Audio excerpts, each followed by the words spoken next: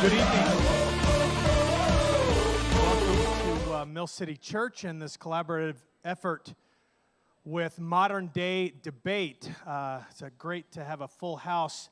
If you are, just for the sake of seating, if you could just kind of scoot in either on these aisles, go ahead and swing to the walls, and if you're in the middle section, if you could scoot into the middle.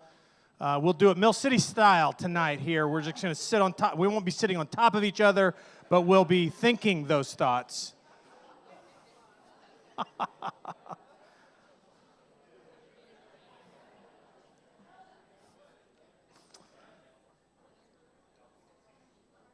We are excited to host this opportunity tonight, and James Coons is going to be our moderator tonight. So James, would you come up here? Welcome, James, as our moderator tonight.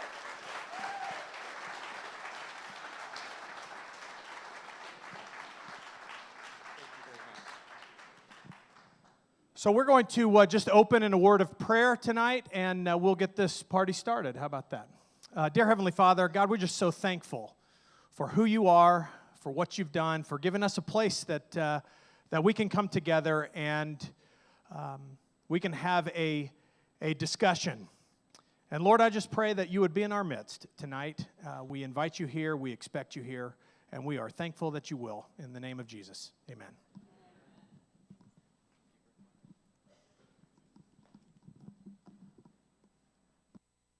Good evening. I am thrilled to be here, and I just want to say thank you so much, everyone, for coming here. And I have to give the biggest thank you to Mill City Church.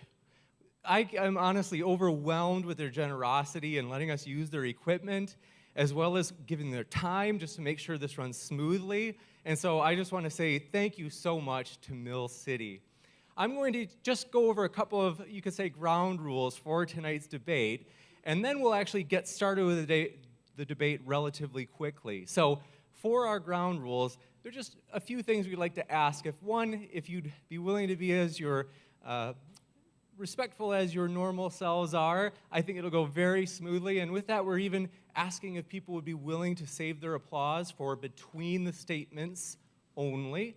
And in addition to that, both of the debaters have asked that people could consider this as a first step, or perhaps for some of you, you could say the 10th or 20th step out of many more to come. In other words, hopefully this is not the end for you in terms of learning about these issues, but that you continue to learn about them. And last, you could say this is a disclaimer, just saying that whether it be Mill City Church or Modern Day Debate, the views from the speakers are only the views of those speakers themselves, and they are not speaking for organizations more broadly. So with that, I will read the format for tonight's debate right after introducing our speakers. So to my left, Stephen Worthey actually has an apologetics channel on YouTube with over 1,000 subscribers where he has done apologetics teachings and has a curriculum of apologetics for churches to use. So, if you'd like to welcome Stephen, we are thrilled to have you here, Stephen. We appreciate it.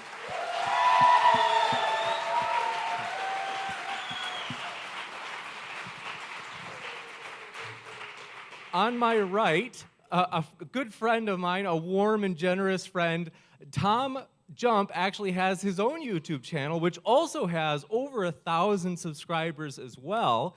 And in addition to being a warm friend, I can say he's a skilled debater, debating people such as Paul Copan and Peter Hitchens on his channel. So if you'd like to give Tom a warm welcome as well.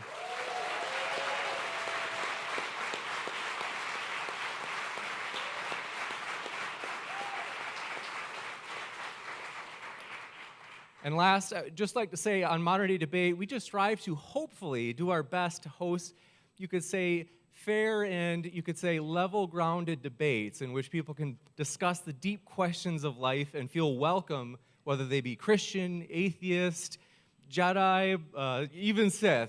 We want to welcome everybody to the channel. And so with that, I will read the format for tonight's debate, and we'll begin. We'll have a 20-minute opening statement from each speaker to start, followed by an 8-minute rebuttal from each speaker, a 5-minute rebuttal from each speaker, then 30 minutes of open discussion, so just a dialogue, followed by 5 minutes of closing arguments, and last, 25 minutes of Q&A. For the Q&A, we will put priority for questions that come from the live audience, and it's possible we may call in questions or read questions from the online live chat, only in the event that we run out of questions from the live audience. So we really appreciate you guys making the drive over here tonight. And with that, Stephen, I am setting the timer for 20 minutes for your opening statement, and the floor is yours.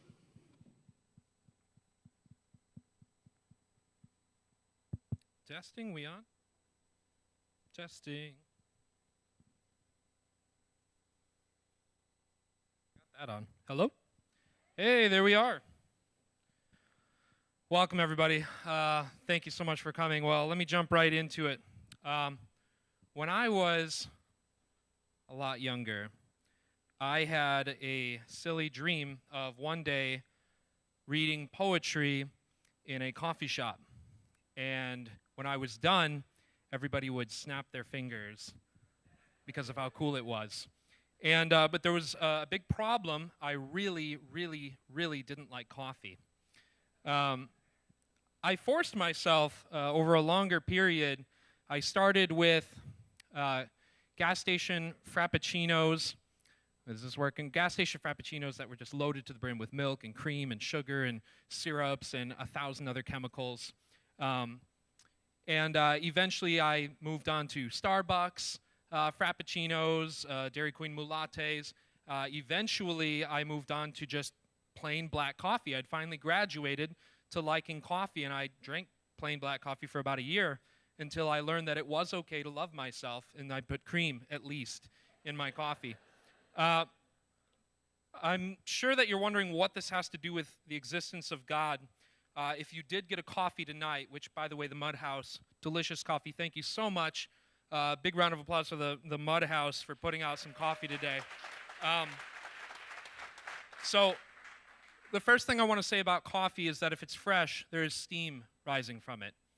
That's very important. That brings me to my first argument for the existence of God, the Kalam cosmological argument. So, premise one is anything that begins to exist has a cause for its existence. Premise two, the universe began to exist.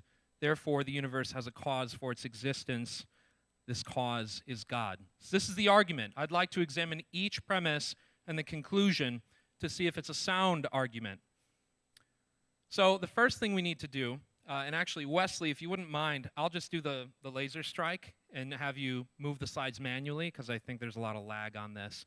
Premise one, anything that begins to exist has a cause for its existence. Is it possible that this premise isn't true? Can you get something from nothing? What do we mean by nothing? Is nothing a cosmic vacuum in which energy, strings, and other entities exist in fluctuation? We're on the next slide. No. Matter, energy, and even space itself, even if truly empty, is still something. Aristotle once said that nothing is what rocks dream about. So when you hear people in physics or elsewhere say that nothing is really something, or nothing is unstable, or nothing has these properties, that's not true. Pure nothing is actually nothing. It's the absence of something. Getting something from nothing has never once been observed. If it could happen, why wouldn't we see it happen more often? Why wouldn't things pop into existence from nothing? Something from nothing isn't scientific, but a metaphysical idea more akin to magic. But at least with magic, there's a magician and a hat. Something coming from nothing is the sudden appearance of a rabbit without the hat. So, what about premise two? The universe began to exist. Is it possible that maybe the universe just has an infinite past, that it's always been here? Let's go to the next slide.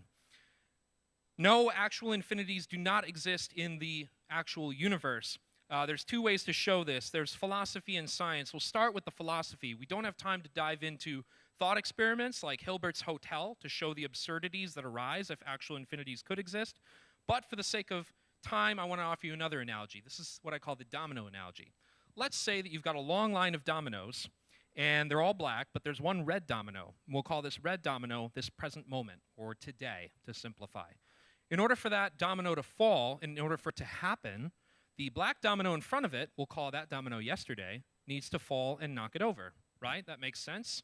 In order for that domino to fall, the domino before it, the day before yesterday, needs to fall and knock it over.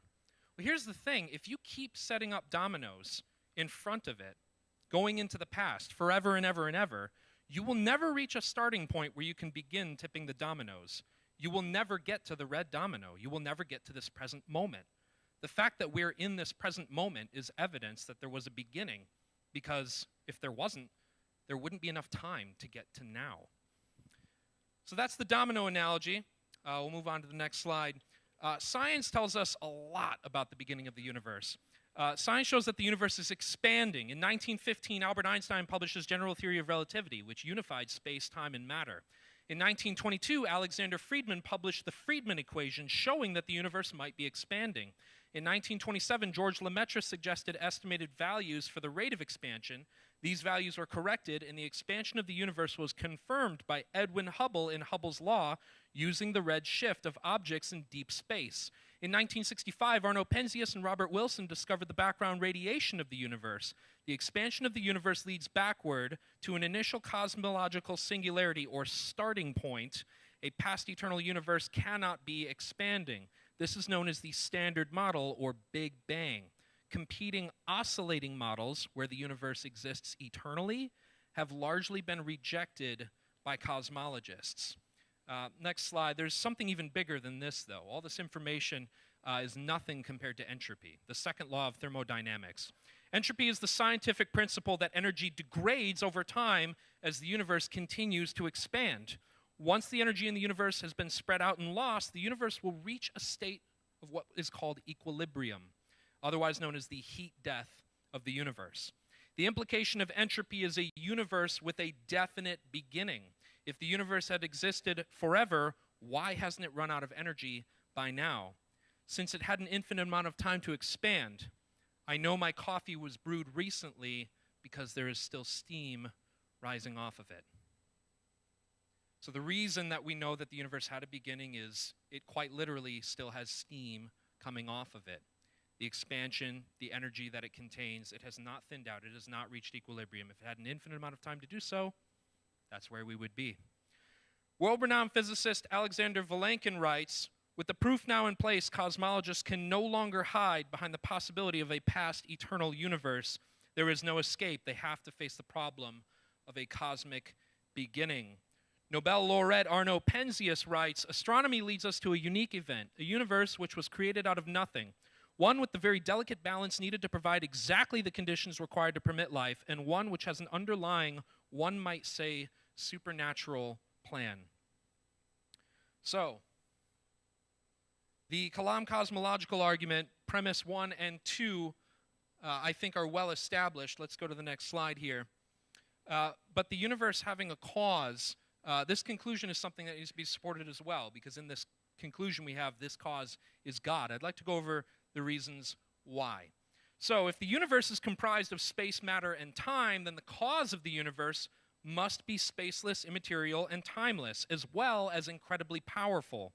Only two things can be described as spaceless, immaterial, and timeless. Number one is abstract objects, like numbers, or two, an unembodied mind, or consciousness. The thing about abstract objects is they lack what philosophers call agency, or causality. They're descriptions. They're not prescriptions. They just describe what already is. For example, the number 5 has never caused anything. Particular laws of physics or constants don't cause things. They're merely descriptions we use to describe what we're actually seeing. Whereas a mind is something that can actually have causality, that can choose to create. So out of the two things that would fit the ruby slipper, I'll say, the mind is a much more plausible candidate out of the two. Thus, it follows that the cause has to be a timeless, spaceless, immaterial, incredibly powerful, personal mind. This mind is what we call God. Much like the universe, this coffee didn't create itself. So the second thing that I wanted to point out about my cup of coffee was that it is ethically sourced. Where's our next slide? We're a little slow. There we are. So morality is a very peculiar and interesting thing. And in my next argument, I really want to clarify what I mean by this argument, where I'm kind of going with this. A lot of people will mistake this argument for thinking that if you don't believe in God, or if you're not religious or whatever, that you can't be a moral person. It's not at all where this argument is going. This is more to do with the identity of God and Him as a foundation for morality. So C.S. Lewis actually said that my argument against God was that the universe seems so cruel and unjust, but how had I got this idea of just and unjust? A man does not call a line crooked unless he has some idea of a straight line. What was I comparing this universe with when I called it unjust?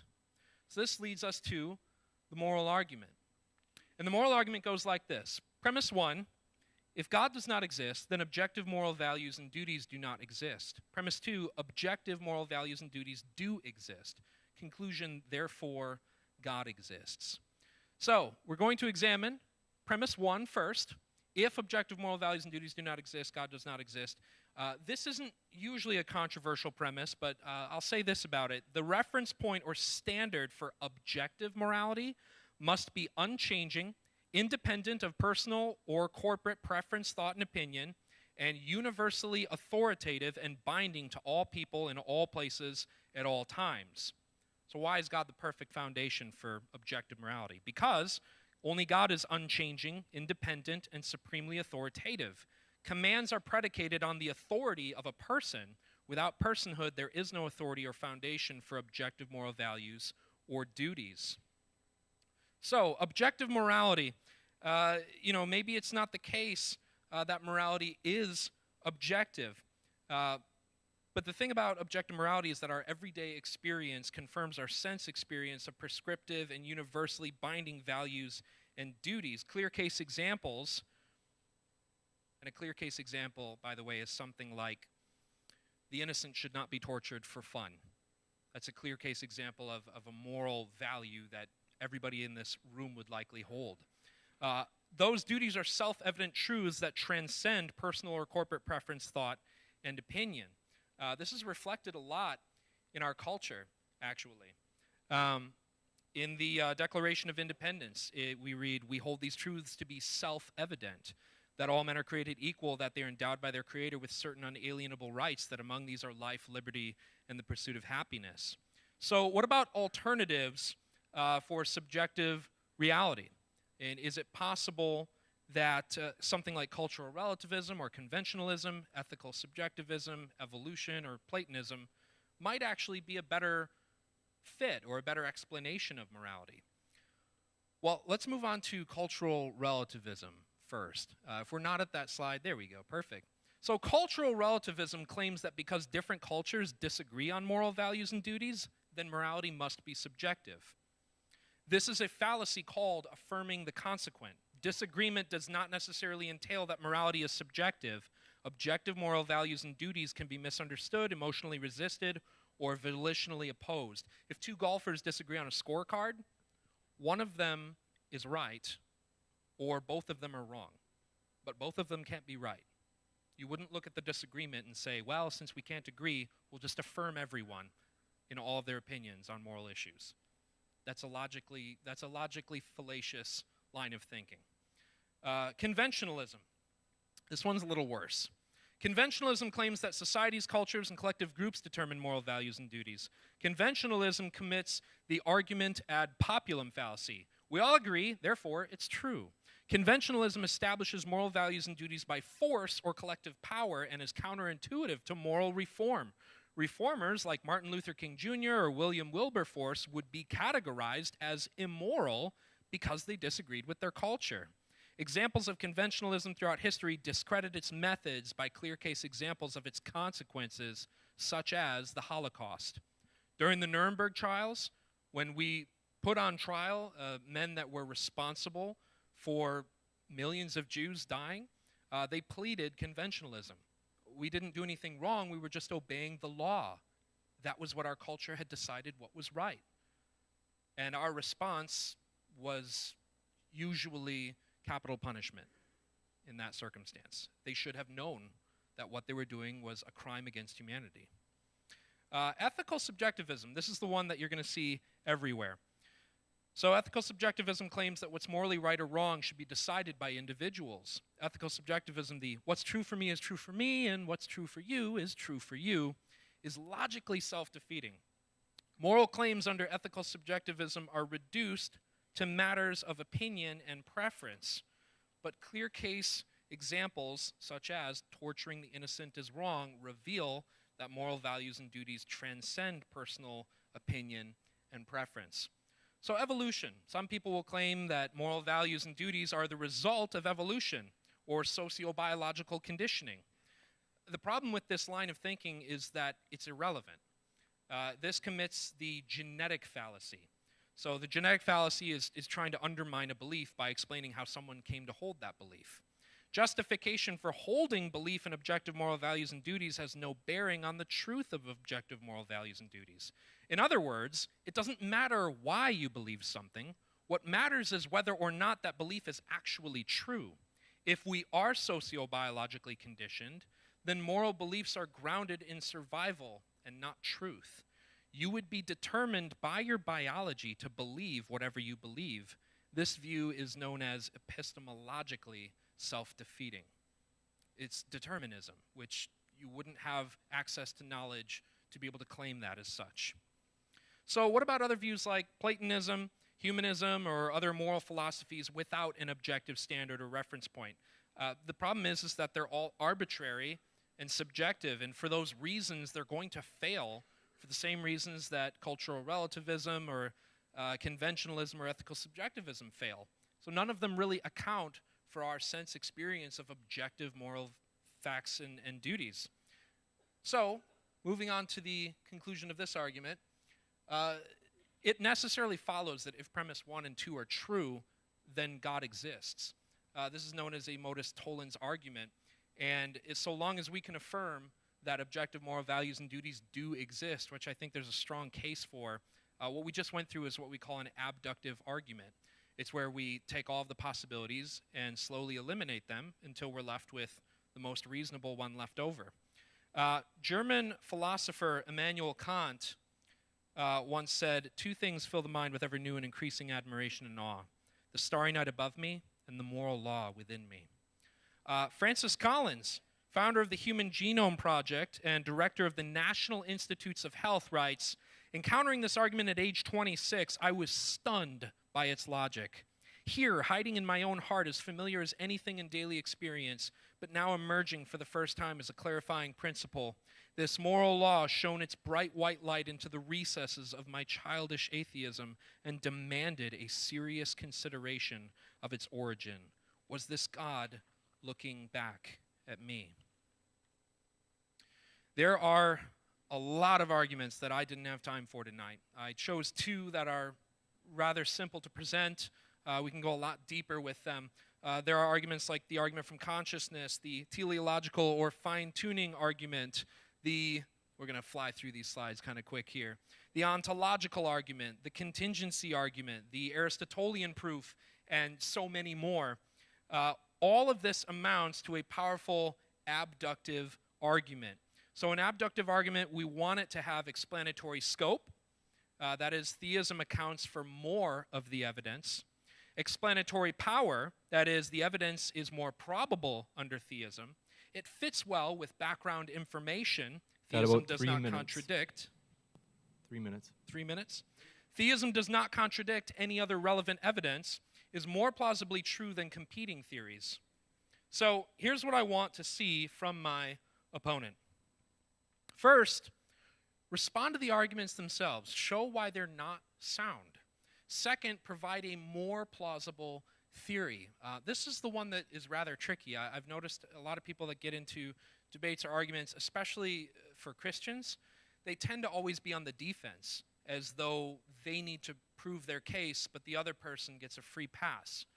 That's shifting the burden of proof on their part, when both parties, if they're making a claim about reality or about the status of God's existence, you now bear the burden of proof. And so a lot of people will say, well, I didn't claim anything. I'm just saying that I don't believe what you believe. Okay, that's a claim about my claim. You're saying that what I'm saying is false. That's a positive claim, and that needs backing up as well. So I'd like to see some sort of plausible explanation, possible worldview or theory in place that fits the evidence better than theism. The third thing to remember is that alternative explanations are not refutations. That's something that a lot of people miss. So just because you can tell a story about something else and say, well, maybe the facts say this, maybe this is another way to account for it, that's not a refutation. And what we really care about is plausibility and probability over possibility. Anything is possible. We want to get to what's probable. And so with the Kalam in particular, we have philosophical and scientific reasons to believe that the universe began. And when we examine different candidates for what could possibly cause the universe that can't be the universe itself, there has to be something that transcends the properties of the universe. Thus we get to God. When we examine the moral argument, that's something where without God, without an objective reference point, we don't really have an explanation of why anything should be objectively moral.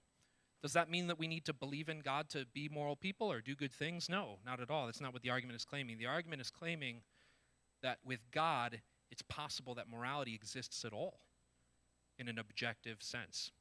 So these are the two arguments I present. There's much more I'd like to say, but only so much can be said in an opening statement.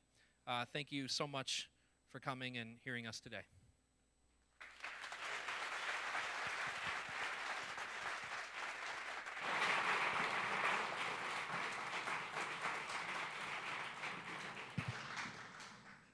Thank you very much, Stephen, for that opening statement. We will now move to Tom's opening statement, which will also be 20 minutes. I am setting the clock for 20, and just as I did with Stephen, I will start the clock on your first word, Tom. Thanks, James. I'm really glad to be here. Nice to see all you guys. This is a pretty cool experience for me. My first live debate, so thank you. Round of applause for all of you guys for coming.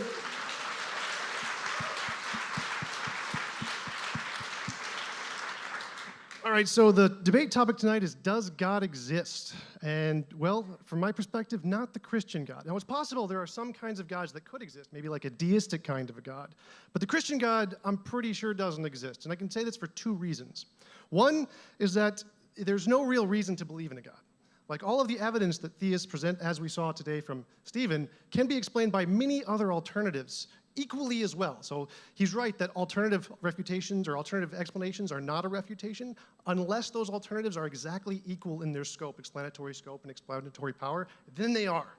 And so my position is that those same arguments and evidence can be explained equally by lots of different alternatives. And the second reason is that we have good reason to believe there is not a God because of the problem of suffering. Now, if there really was an all-good, all-powerful God, he wouldn't have created a world where there's this involuntary suffering, where we're forced to be in this world without our consent to experience suffering that we didn't accept. If there was really an all-good, all-powerful God, he would have given us the option to say, you know what, I don't really like the way that world works, I'm going to go to my own world. That's what an all-good, all-powerful God would have done. And we obviously didn't have a choice to be here as far as I'm aware. So I'm pretty sure that God can't exist. So first, concerning my first point, the reason we can know that there is no evidence for God is because there are alternatives that explain the same evidence equally as well. For example, what caused the origin of the universe, what caused the fine-tuning, what grounds objective morality, purpose, meaning, values, and justice. The biggest misconception that most theists have is that they believe God is special and that only God can be the ground of objective morality, or that only God can be the origin of everything, or only God can do X, Y, and Z. My main goal in this debate and conversation tonight is to show you that that is not the case. Anybody can make up answers to the origin of everything, objective morality, the fine-tuning, and all of the arguments theists present that are equally good or better explanations than a God. You don't need a God to explain these things. For example, the origin of the universe, as Stephen presented in his opening statement, can be explained by an eternal, all-powerful, natural thing that we just haven't discovered yet. There can be more nature out there than just what we know about, beyond or before the Big Bang. It's not the Big Bang isn't the beginning of everything. It's the beginning of everything we currently know about. There are many theories about things existing naturally prior to the Big Bang. For example, the string theory or M theory or the cyclic universe or the many worlds hypothesis. The Big Bang isn't the beginning of everything. It's just the beginning of everything we currently know about. So that can be explained by nature or an alternate, all-powerful natural thing, for example, naturalistic pantheism.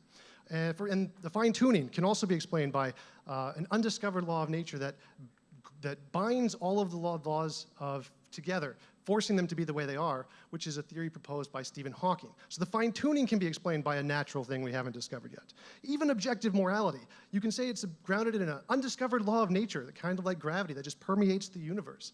That can be explained by nature. I mean, we once thought that time can't be physical. Time can't bend. That's really silly. But then Einstein came along and said, yeah, time can bend. It's a physical thing. Morality can be the same kind of way. Even if it doesn't intuitively make sense to us, it can still be that way. All of these together can be explained naturally by a non-God equally or better than a God. Therefore, they are not evidence of a God. They are just things we don't know the answer to yet. Arguments from ignorance, for example. For example, 2,000 years ago, people said, well, lightning, we can't explain lightning. It must be caused by Zeus. Well, maybe, it's possible. Maybe God does explain the origin of the universe and objective morality and fine-tuning, but maybe it doesn't. We can explain it equally well in many different ways. Think about it like this. Imagine you have a box, and you said there is a rabbit in this box. And the reason you know there's a rabbit in this box is because the box weighs 2 pounds.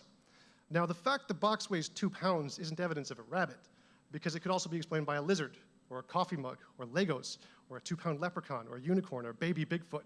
The fact that it can be explained by lots and lots of different things equally well in every way means it's not actually evidence of a rabbit. The same thing applies to the origin of the universe, the fine-tuning, morality. These can be explained by a God, sure, or they can be explained by an undiscovered law of nature, or the flying spaghetti monster, or an evil God, or a bunch of different alternatives. Just like the 2 pounds isn't evidence of leprechauns or rabbits or any of those other things are listed, it's just something we don't know what caused the 2 pounds. The fine-tuning, objective morality, the origin of the universe, all of those things can be explained by theism or deism, polytheism, Pastafarianism, diatheism, transtheism, naturalistic pantheism, panentheism, panendeism, omnism, et cetera, et cetera. There are many different alternatives that can all explain these equally well, just like the 2 pounds can be explained equally by a rabbit or a leprechaun or any of those other alternatives. If all arguments and evidence presented by theists can be equally explained by all of these, then they're not evidence of a God, just like the 2 pounds is not evidence of a rabbit. So as I mentioned earlier, Stephen was right that presenting alternatives isn't a refutation of his points unless the alternatives are equally supported as his, because then there's no way to tell the difference between which one of these is true. Because of all of these, there's only one truth, so all the other ones must be imaginary. And if he can't tell the difference between his hypothesis and the imaginary ones, then it's equally likely that his is one of the imaginary ones. This is the case and reason why most arguments are the form, the natural can't explain. Well, it may be true that the known natural can't explain it, but there could always be the unknown natural. There could always be more natural out there that we just don't know about. The supernatural, for example, there could be a supernatural out there. I can't say there isn't a supernatural. It would be like me saying, that's a UFO. Oh, it must be aliens. Well, if it's unidentified, I can't go and identify it as aliens. That's a contradiction. So the same thing would apply to say there can't be a supernatural, because the only way for me to know that would be to discover, to prove definitively that the natural is all there is, and I have to know everything about the universe. So of course there could be a supernatural. And I can't say it can't do X, Y, and Z because we haven't discovered it yet to know what it can or can't do. But the same applies to the unknown natural. You can't say there isn't more natural out there, or that the natural that we currently know can't explain something, therefore no natural can explain something, for the exact same reasons. It's an unknown, kind of like the UFO. You can't ascribe properties to it until after we discover it. Therefore, anything the supernatural can explain, the unknown natural can also explain. In other words, anything a God can explain, unknown naturalistic forces can also explain it. So what was before the Big Bang? Science doesn't provide an answer to what was before the Big Bang. Therefore, the correct answer is we don't know. It could be explained by the supernatural, but it could be explained by the unknown natural. What caused the fine-tuning? Again, we don't know. What caused objective morality? We don't know. The reason science doesn't have answers for these questions is because science is limited to only talk about things we can show are not imaginary, like combinations of principles, particles, and laws in the fields of physics. There is no combination of principles, particles, and laws that gets us omni-properties, like omnipotent, omnibenevolent, which are all-powerful, all-knowing, all-loving. These are not combinations of verifiable properties. We can't do a test and show something is all-powerful. We don't have the capabilities in science to do that. So science is not allowed to appeal to those things in order to come up with explanations. And the reason is because there isn't any way to do this that will weed out the imaginary ones. Anybody can do this. You can apply all powerful to the spaghetti monster and then get it to explain things, or unknown natural things and say, there's an unknown natural law that explains objective morality, or an unknown natural law that explains the origin of the universe. We can always apply these ultimate powers to things, but there's no way to differentiate between them and the imaginary alternatives. So if we are allowed to add in things which cannot be shown to be imaginary, like the supernatural or unknown natural laws or omni-properties, then anybody can make up answers to these questions, equally, anybody, which is why they're not actually evidence, because just like that 2-pound box, we can't just say, well, we can come up with an answer, therefore it's evidence of this thing I come up with. You actually have to do something more. You have to be able to provide a difference between the imaginary and the real thing. What is the actual answer? Anything theology can answer, science can also answer. Science just chooses not to because it prefers not to add in things they can't show are imaginary. The major weakness of religious apologetics is that the methodology and arguments apologists use can be equally supported by any metaphysical theory of everything with omni-properties, like the ones I listed earlier: pantheism, acosmism, deism, panpsychism, transtheism, polytheism. They can all explain it. All of these except one are truth, or all of these except one are imaginary. There's only one truth. And so because none of these evidence and argument can differentiate between which one is the truth and which one is imaginary, none of them are actually evidence that one of is true. The reason we trust science is because it can differentiate between what's imaginary and what's not. And where science stops, that's where it's reasonable to believe stops. So we can't go beyond that and just start adding in things until we have a way to differentiate between the imaginary and the real. So what caused the Big Bang? What caused the fine-tuning? What caused objective morality? Both the unknown natural and supernatural can come up with imagined explanations, but the question, science doesn't provide an answer for any of these because we don't have a way to differentiate between the imaginary and the real. We just don't know. The correct answer is we don't know. As a final note, we have good reason to believe the Christian God does not exist, because if an all-good, all-powerful God existed, then it would have created a world without suffering, as I mentioned earlier. It is immoral to force people to live in a world without their consent. We did not give consent to live in this world. Therefore, if a God created even one person and placed them here without consent, that would necessarily be slavery and necessarily be immoral. The legal definition of slavery is a person owned by someone else, under the control of someone else, or forced to work for another person's purposes without consent. A slave is considered property of another that is controlling them, or purchases them, or owns them from birth or creation in this case. Also, if we are forced to choose between heaven or hell, and I don't have the option to opt out and go to an own universe of my own design, again, I am being forced into God's purposes without my consent, which is, again, by definition slavery, and by definition immoral. An all-good, all-powerful God could never do this. So the Christian God either doesn't exist or he's not moral. If an all-good, all-powerful God did exist, it would have created a being and given each person the option to live in a world of God's design or opt out and go to one of their own. So, in conclusion, there's no reason to believe in a God because none of the evidence actually supports a God. It can all be explained equally, with equal explanatory scope and explanatory power, by many different alternatives. Just like the 2 pounds can be explained by a rabbit or a leprechaun, the origin of the universe and objective morality can be explained by a theistic God or a deistic God or a naturalistic pantheistic God. And if there was an all-good, all-powerful God, he would not have forced us into this life or the decisions of going to hell or heaven without our consent. Thank you.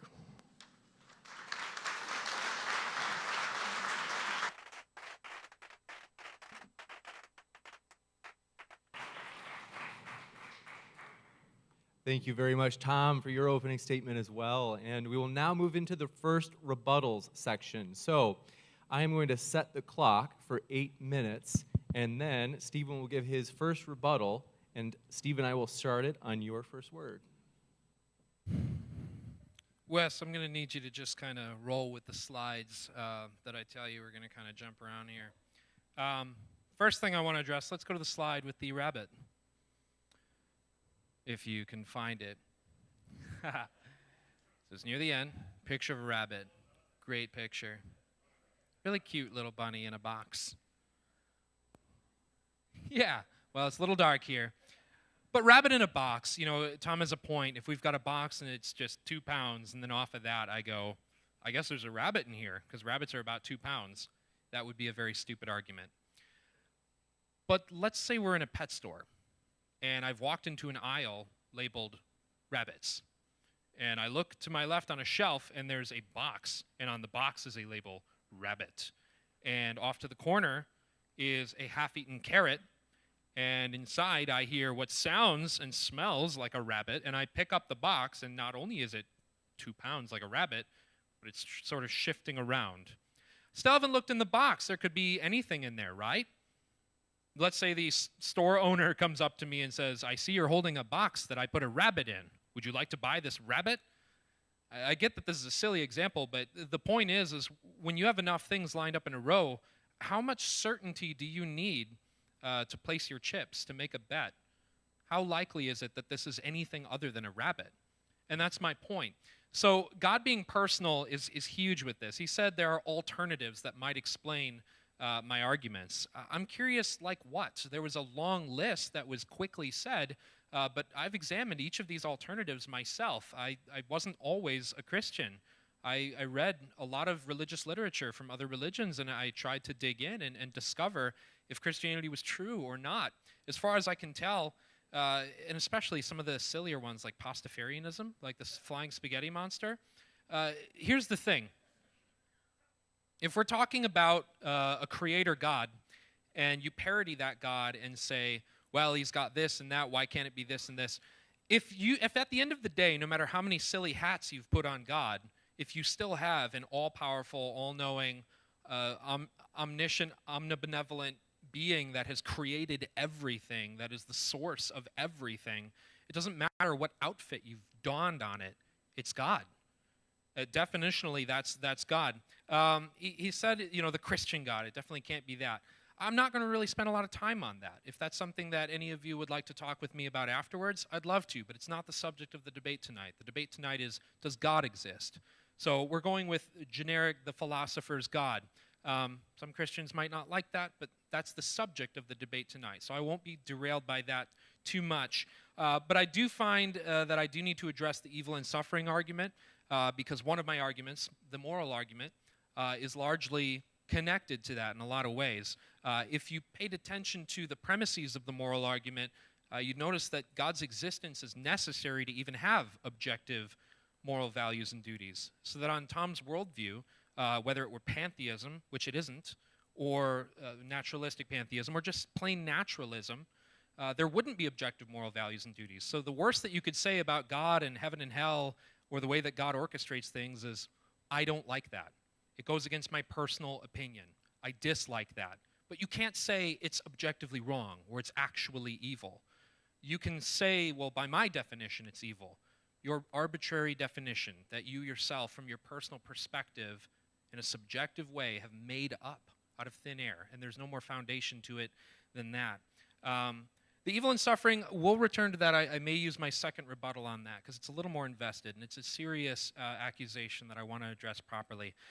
Infinite regress, natural law, I said maybe there's some kind of supernatural, not supernatural, but a supernatural law behind the universe that creates the universe. Maybe it's not God, a personal being, but it's just some undiscovered thing that science hasn't found yet. The problem with this is that you get what's called an infinite regress. You've not answered the question of how did the universe begin, you've just removed it one step. Well, it began because this thing caused it. Okay, well then what caused that thing?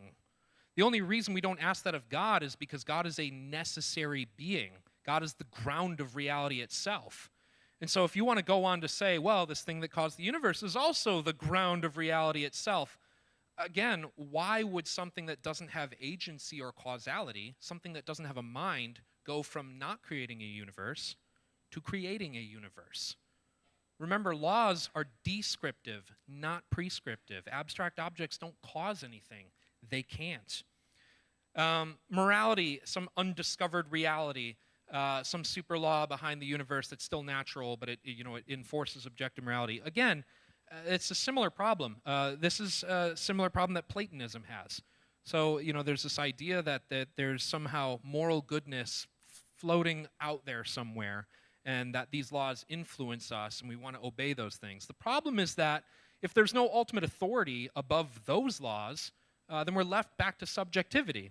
If we've got something like love, goodness, peace, kindness, just kind of out there as abstract entities imposing their will on us, or vice versa, then we've also got entities like murder, strife, greed, pride, also floating out there. So what is causing you to bend allegiance to some set of moral values and duties, but not others?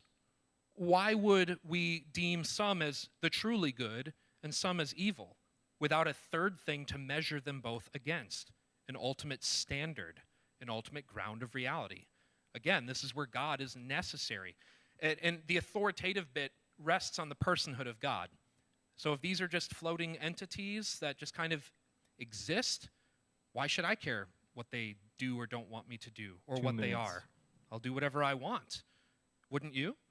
Why pledge allegiance to some and not to others? Whereas God, if he's supremely authoritative, then in and of himself, that merits your response. This science can't verify omni-properties. Let's bring up the scientism slide real quick. So one of the things that I see a lot is the belief in scientism, which is, it's a methodological view. It's actually a philosophy that science can explain everything, and anything that can't be explained by science is either not useful, or it's a bygone question, or it's something silly. The fact is that science alone doesn't give us every answer to knowledge that we currently have. So, for example, logical and mathematical truths cannot be shown by the scientific method. Science presupposes math and logic. So that, as William Lane Craig once said in a debate, he actually pointed out all 5 of these, that to try to prove them by science would be arguing in a circle. Number 2, metaphysical truths, such as there are minds that exist other than my own, or the world was not created 5 minutes ago with the appearance of age, are rational things to believe that cannot be proven by science. Third, ethics and value judgments. Just like I showed in my moral argument, science can't establish ethical or moral values and duties. It can tell you that if you put strychnine into your mother's tea, or your grandmother's tea, that it will kill her, but it won't tell you whether or not you should put strychnine into your grandmother's tea so that you can get your hands on her property. That's a little fun thing from John Lennox. Number 4, aesthetic judgments. The beautiful, like the good, can't be described by science. You can't tell by a painting or a work of art or a movie if the pixels or the paint is just a smudge or a random assortment, if it's actually beautiful or not. That's something that happens within us. And then 5, the scientific method itself cannot be shown to be scientific. When someone says, I only believe what can be proven by science, the proper response is, what scientific test have you done to reach that conclusion? You didn't. That was a philosophical assumption. Last thing, I'll just end on what gives our autonomy value. Tom's really big into we need to have the freedom to do this, or it's immoral. I want to be able to choose my own universe and jump here and create a new reality, or it's immoral. I'm just curious why, if God really is the creator of all things, why God wouldn't have the right to do whatever he wants with his reality. It's sort of the way it works, right? Everybody here has made something in your life, and when you made it, who owned it? You did. You had every right to what you had created. When you have the ability to create a universe of your own, you may get to write the rules. As far as it stands, I'm a contingent being wholly dependent on God and at his mercy. I cannot create a universe of my own, and as far as I can tell, I owe my entire existence to him, and I owe my allegiance to him. That's it for my first rebuttal.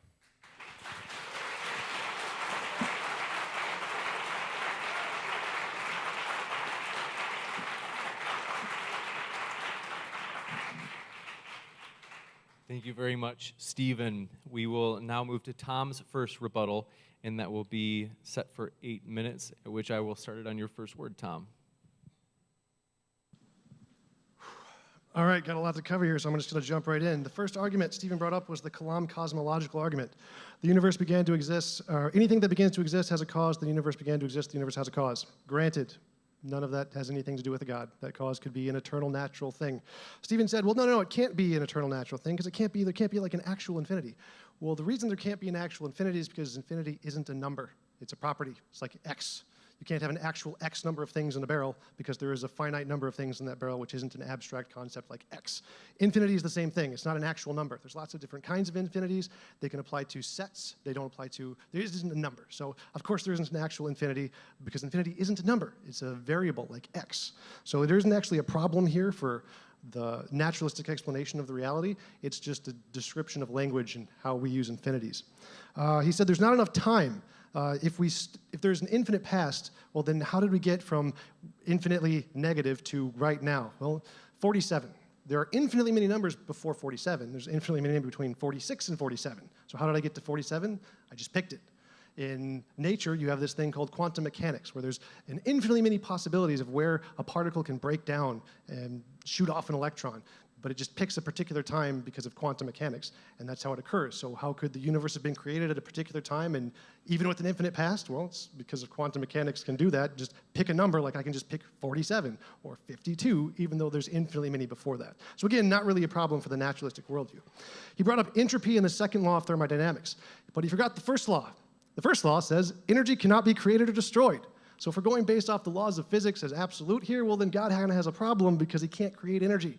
But luckily, the laws of physics don't apply absolutely in that sense. For example, the second law of entropy only applies to closed systems. And do we know the universe is a closed system? No. The universe is just everything we currently know about. It's not absolutely everything. So there could always be more outside of it that brings some in. That's the physics definition of nothing. Isn't an absolute nothing. It's just none of the stuff we currently know about. The cause must be spaceless, timeless, and immaterial. Well, lucky for us, we have those natural theories that can have those things. For example, Sean Carroll, emergent spacetime, where space and time itself can be emergent from more fundamental natural things that exist outside of spacetime. Or Nima Arkani Hamad with the amplituhedron, which is, again, something that exists outside of space and time, but is a natural thing. It's not a mind. It's just, these guys are both atheists, by the way, so there's no mind here.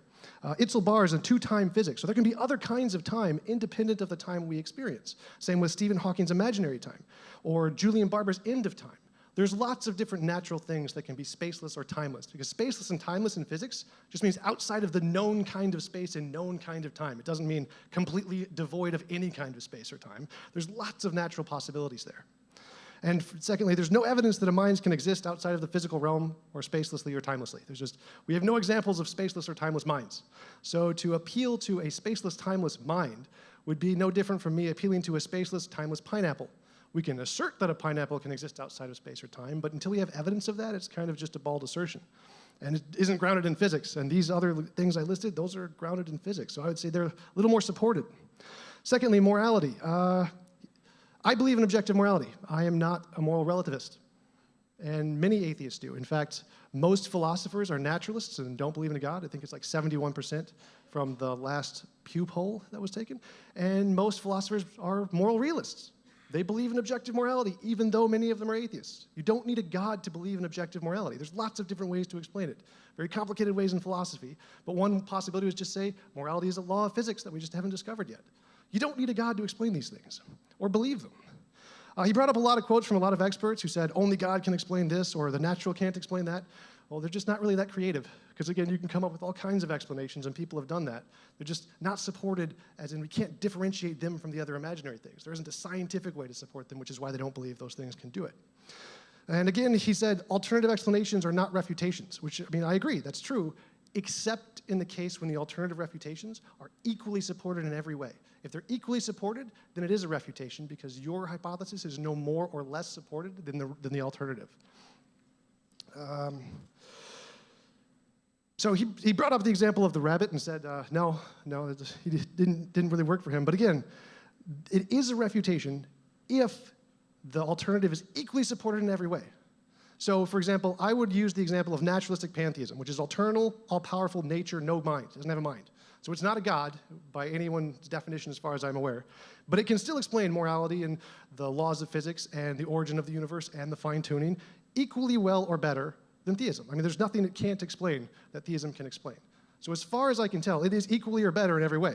Now, he mentioned his analogy that if we walk into a pet store and we go to an aisle labeled rabbits and see a box with a rabbit label on it, yeah, that's all good evidence of a rabbit. None of that works for a lizard or a coffee mug, but we don't have any of that for God. It's all things that can all be explained by a lizard or coffee mug equally as well. We just have a box.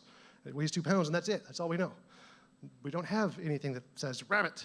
If he did, that would be evidence, and I would grant it. So he said that there can't be natural things because of an infinite regress.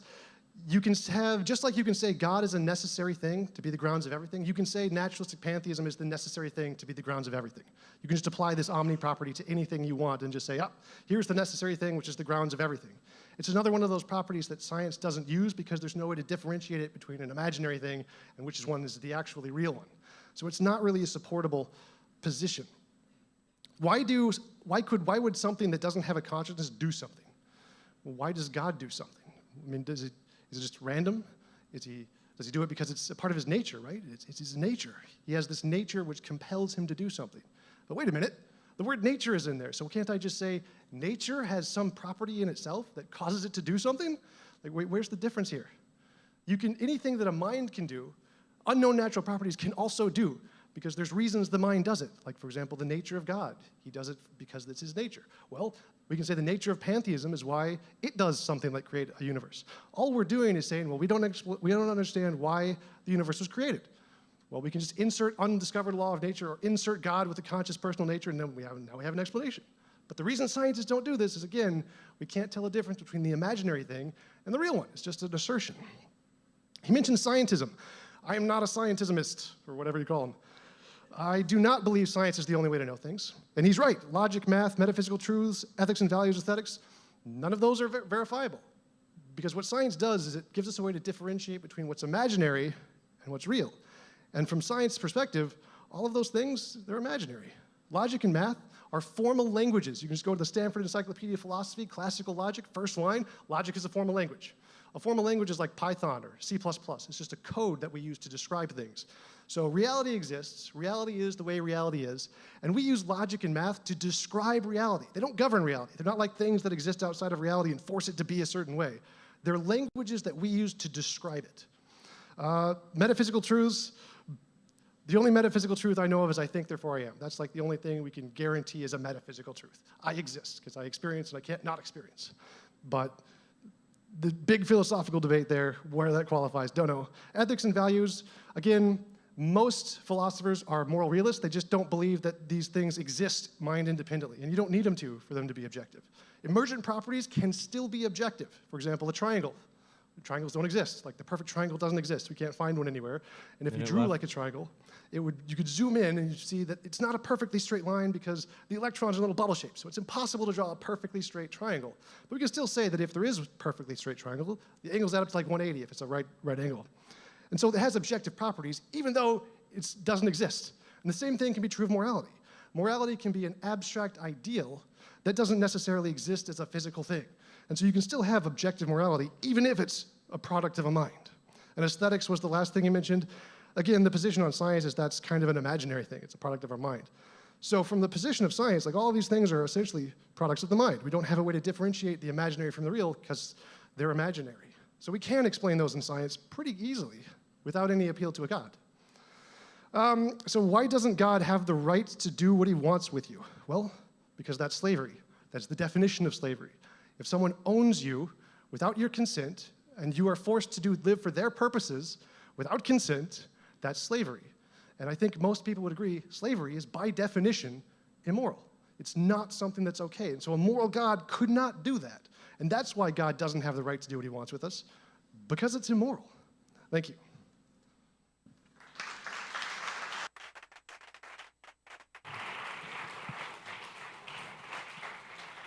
Thank you very much, Tom, for your rebuttal. We'll now move into the final rebuttal section before going into the open discussion section. Got the clock set for 5 minutes, Stephen. I'll start it on your first word. All right, so I think when it comes to the problem of evil and suffering, we've hardly kind of touched on that. Like I said, it's a very important issue, so I'd like to cover that. But there's he presented a lot of points. I'd like to address each of those in turn. And so maybe during the discussion period we could talk about that or afterwards. Like I said, it's an important topic to me. It's important to you. I know a lot of our congregation. I actually preached on the topic of the problem of evil and suffering. I'm sure some people remember that. It's fresh in their minds. But we can return to it. Let's start with the first thing that he mentioned, that making infinity a property. So he's saying infinity is not something that, he's saying it's a property of something. The issue with that is you don't escape the problems of an infinite regress by calling it a property. You're giving it a different name, but you haven't escaped any of the problems. He brings up something that's called Zeno's paradox. So he's saying that, the numbers from 0 to 47 are also infinite. How could you possibly count to 47? Because you've got your traditional numbers, 1, 2, 3, 4, 5, but then you've got 1.1 and 1.2, and then you've got 1.11, and so on ad infinitum. But the problem is this commits what's known as the fallacy of composition. That's counting parts of infinity and saying that because you can count parts of infinity, that therefore you can count the whole of infinity. The fallacy of composition is taking part of something and then applying the properties of that part to the whole thing.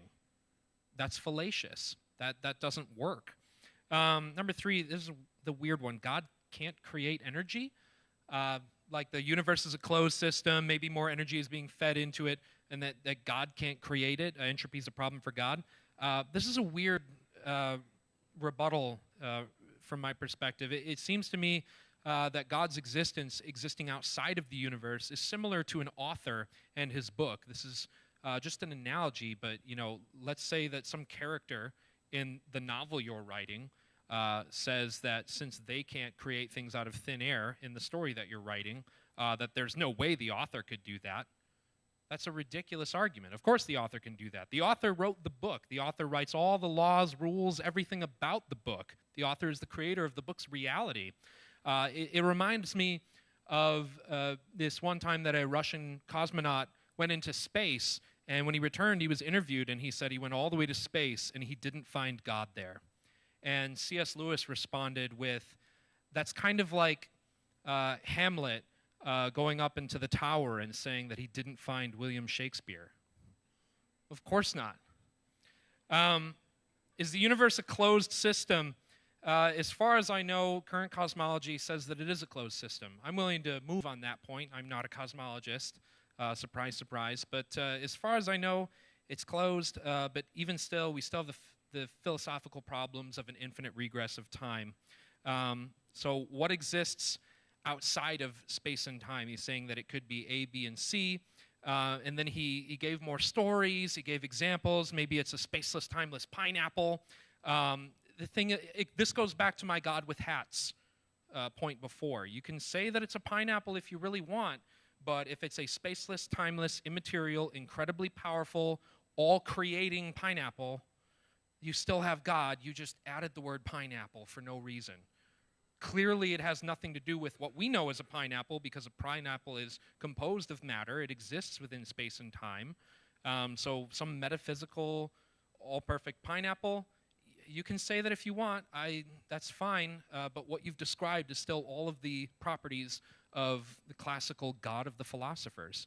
So this is just God with more hats on. What people believe about objective morality doesn't matter. The argument does. So he said, most philosophers are moral realists. They believe this and that.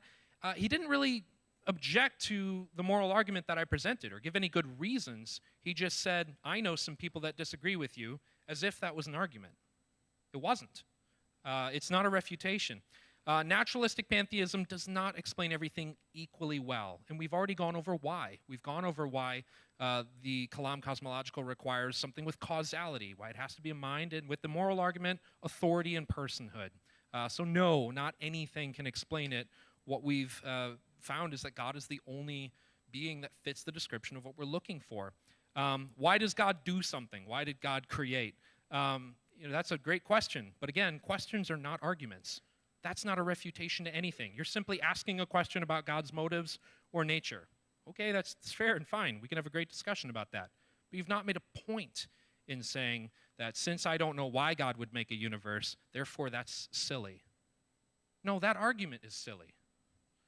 And lastly, the slavery definition, it's a really weird comparison. And there's no foundation. We're not comparing God to what happened in the American South. That's not at all like what God is like and what God's relationship to his creation is like. It is a completely false analogy. I don't quite understand it. I'm not even sure how to approach that. That's kind of a longer discussion that would need to be had. So with that, that's it for my second rebuttal.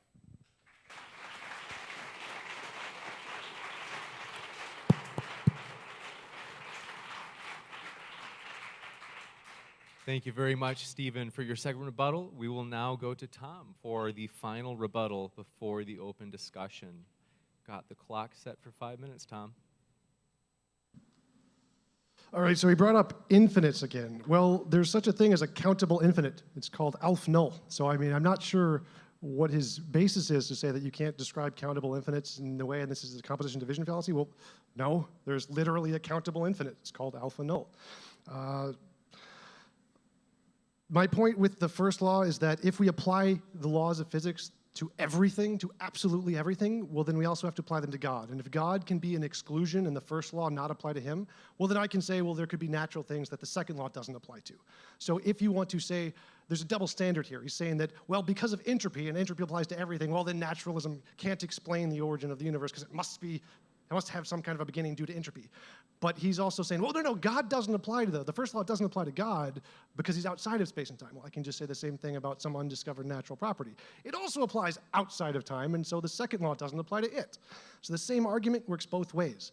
If you want to say that the laws of physics apply to everything, and so therefore nothing can escape entropy, well, then God can't escape entropy. And if you want to say the laws of physics apply to everything, well, then God can't escape the first law either, which means you can't create energy. So if you want to say that something can exist outside of the laws of physics, well, then so can I. I can say, yep, naturalistic pantheism, there's an undiscovered natural thing that exists outside of known nature and can escape entropy in the first law, just like you can. So the same argument, like that example with the rabbit in the box, these same properties can be explained by a God, but they could also be explained by any non-God. But again, it's just going outside of the known laws. If science was allowed to go outside of the known laws to things we can't verify, well, then we'd just be making stuff up, and anybody can do that, which is why science doesn't do it.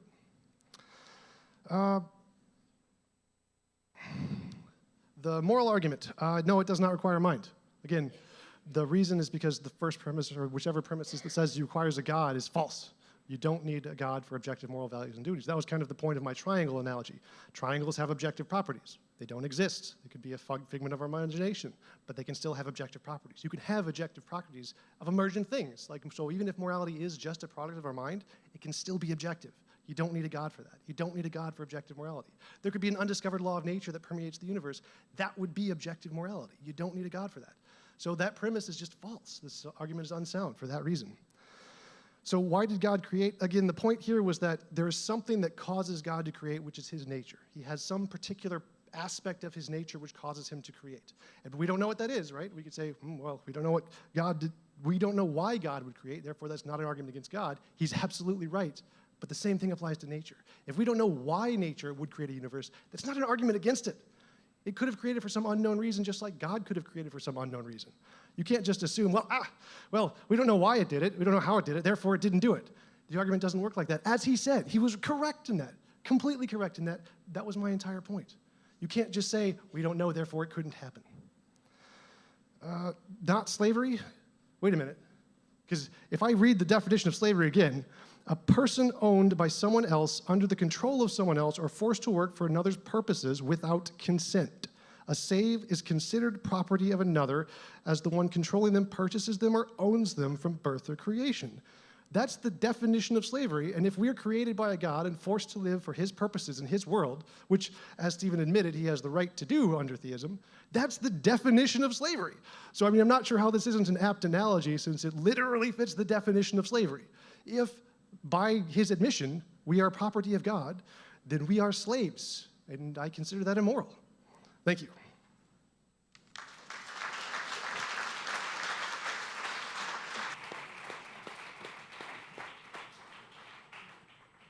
Thank you very much, Tom. We will now move into the open discussion section. So we generally tend to be pretty laissez-faire, so kind of let it go with the flow. Given that both debaters are seasoned, they've got some under their belt already, I think that we shouldn't have to worry about any sort of interjecting by me in case anyone speaks over anybody else. So, gentlemen, I trust you. I'm excited to listen to this, and I am starting the timer for 30 minutes.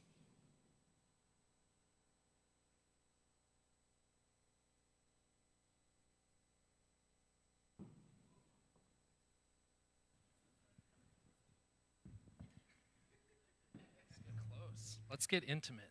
It's right up here. All right. You killed it.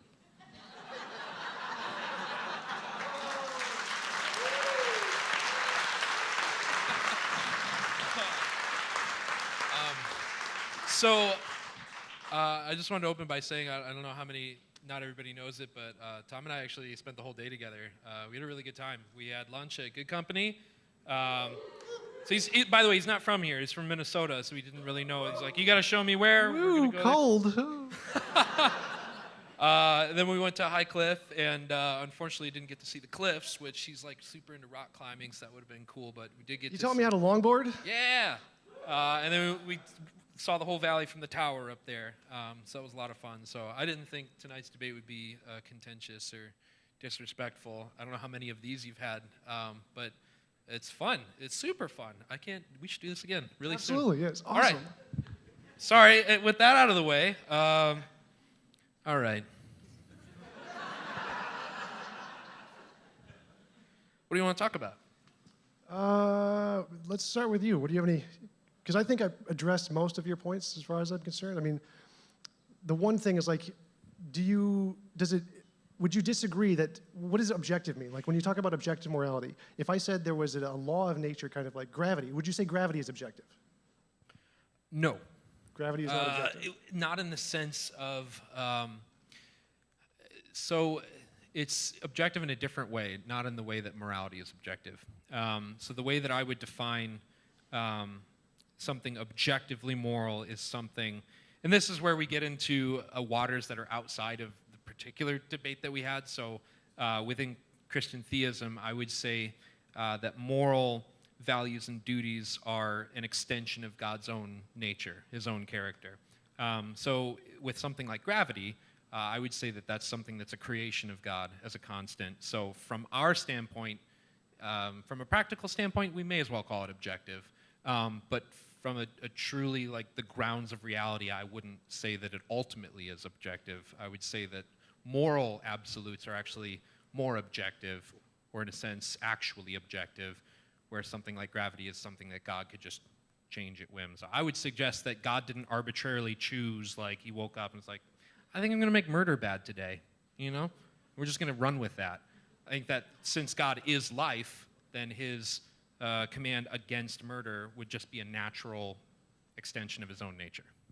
Okay, so from my perspective, I would define objective as pretty much the same in all contexts. It's just something mind independent, something that's true independent of anyone's say-so or opinion. Yeah.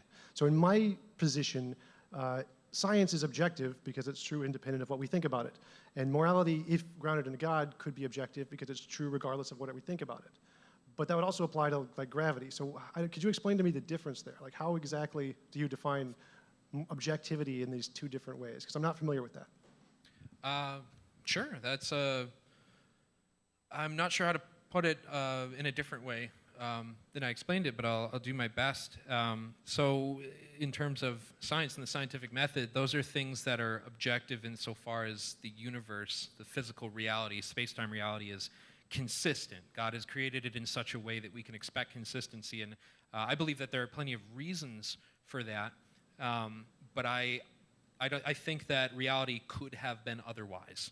That God could have created an entirely different kind of reality, different set of laws, physics, beings, history, anything and everything, whereas God's moral commandments, something like don't murder because God is life himself, that's where I would say God couldn't have made it other than it is. So I would say objective, so I actually have a video on the axiological argument, the moral argument. I'm sure you've watched it in preparation for some of the stuff. In that, I define objective morality as wholly independent of personal or corporate preference, thought, and opinion. Subjective morality is just the opposite. It's dependent on corporate or personal preference, thought, or opinion. So with science, is it something that is objective from our perspective? Absolutely, just not from God's perspective. So I would say in an ultimate sense, it's not as objective as something like morality. So the way I interpret that is that seems kind of like special pleading, where you're arguing that for this new category of objective that applies only in this one special case. I don't really, because it doesn't really, I don't know of a philosophical way to interpret that definition, or I don't know a philosophical source where that definition is used. Because it seems like when you apply the word objective, it usually goes pretty large scope. It can apply to laws of, it's essentially just anything that isn't mind-dependent. Sure. I would say it would be special pleading if I had two different categories of objective. But I'm not calling the laws of like gravity or the laws of nature, I'm not calling those objective. I said from a practical standpoint. So in terms of us using science as a tool, we can call it that if we'd like, but from my perspective, the only thing that's objective is anything that reflects the nature of God. So you would say the laws of physics and the laws of science, those are all subjective? From God's perspective. From our perspective, no. So that's a really fine line that I want to establish firmly. So I wouldn't say that something like the speed of light is subjective. I would say that that's unchanging all the time. But if you ask me in an ultimate sense, in the grounding of reality, is that something that could be other than it is? I would say, yeah. Yeah, it could have been other than it was. All right. I went one, so do you want a question? Sure. So I've noticed a lot in your debates, you typically use naturalistic pantheism as like a catch-all for, all right, you presented these theistic arguments, I'm going to, I guess, it's not necessarily a question, but one thing that I wanted to, there's a question in there. When it comes to naturalistic pantheism, I tried super hard to find it on like the Stanford Encyclopedia. That's where you talked about it, right? I looked there. I found pantheism, which didn't even mention naturalistic pantheism. It argued, the way it defined pantheism, it seemed to contradict. So if anybody's not familiar, from my understanding, naturalism is simply the belief that there is no God, that everything is a natural state of affairs. Pantheism is that the universe is God. That can take, both of those can take on many different forms. You can find pantheism in things like Hinduism or Buddhism, other things, but putting them together, I guess I'm curious what that even is. So we had a conversation earlier where you said compatibilism is just determinism, and I laughed and I was like, yeah, that's what I think. To me, naturalistic pantheism is just naturalism. What would you say about that? Right, so it is on the Stanford Encyclopedia of Philosophy. It is under Yeah. pantheism. It's not under the first section. It's under section 4, where it says there are 3 kinds of pantheism. The first one is physicalism, and then it specifically says this was the kind of pantheism adopted by the Stoics, and there's a modern kind that's referred to as naturalistic pantheism, and it essentially says that it's only adopts ontological commitments of science. So it is in there. You could just do a Control-F search for naturalistic pantheism, and it should pop up immediately. Okay. And there's also... Will you send me the link to that? Yes, I can. I'll give you the exact quote. I have it saved because people ask me this all the time. It's You like guys the should look first it up thing. too. But so there's also section 6 where it talks about Einstein, where it says there's many pantheists the defining characteristic of pantheism for many pantheists is that it's not conscious, that it has no consciousness, no mind. So it's not really that the universe is divine, but it's everything is divine. Everything is divine. And naturalism isn't the position there is no God, it's just the position that there is no supernatural.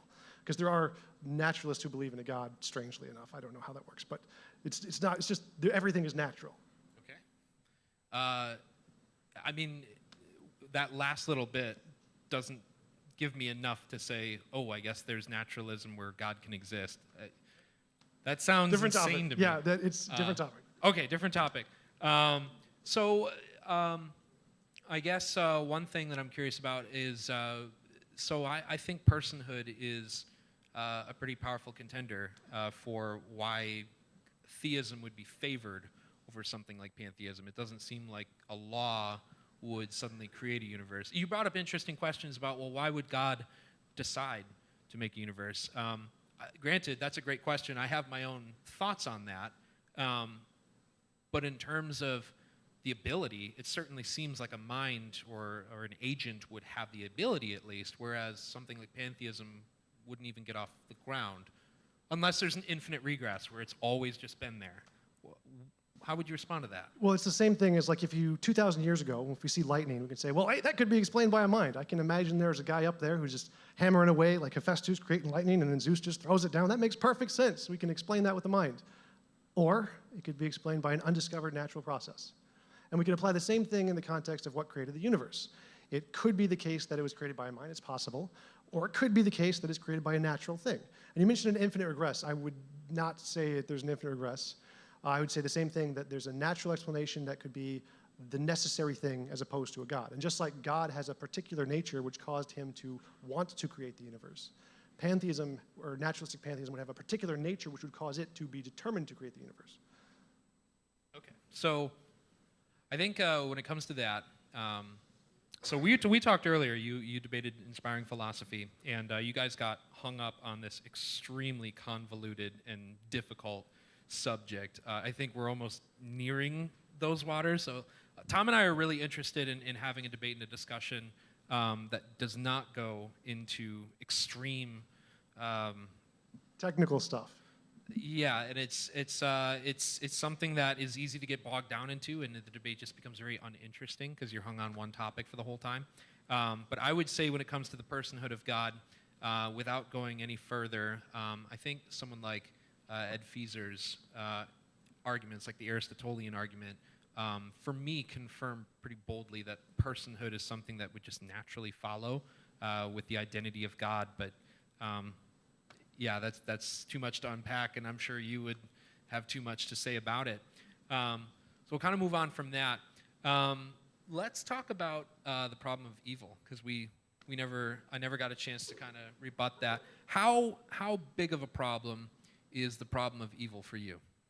Well, it's not specifically the problem of evil. It's the variation. It's the problem of involuntary suffering.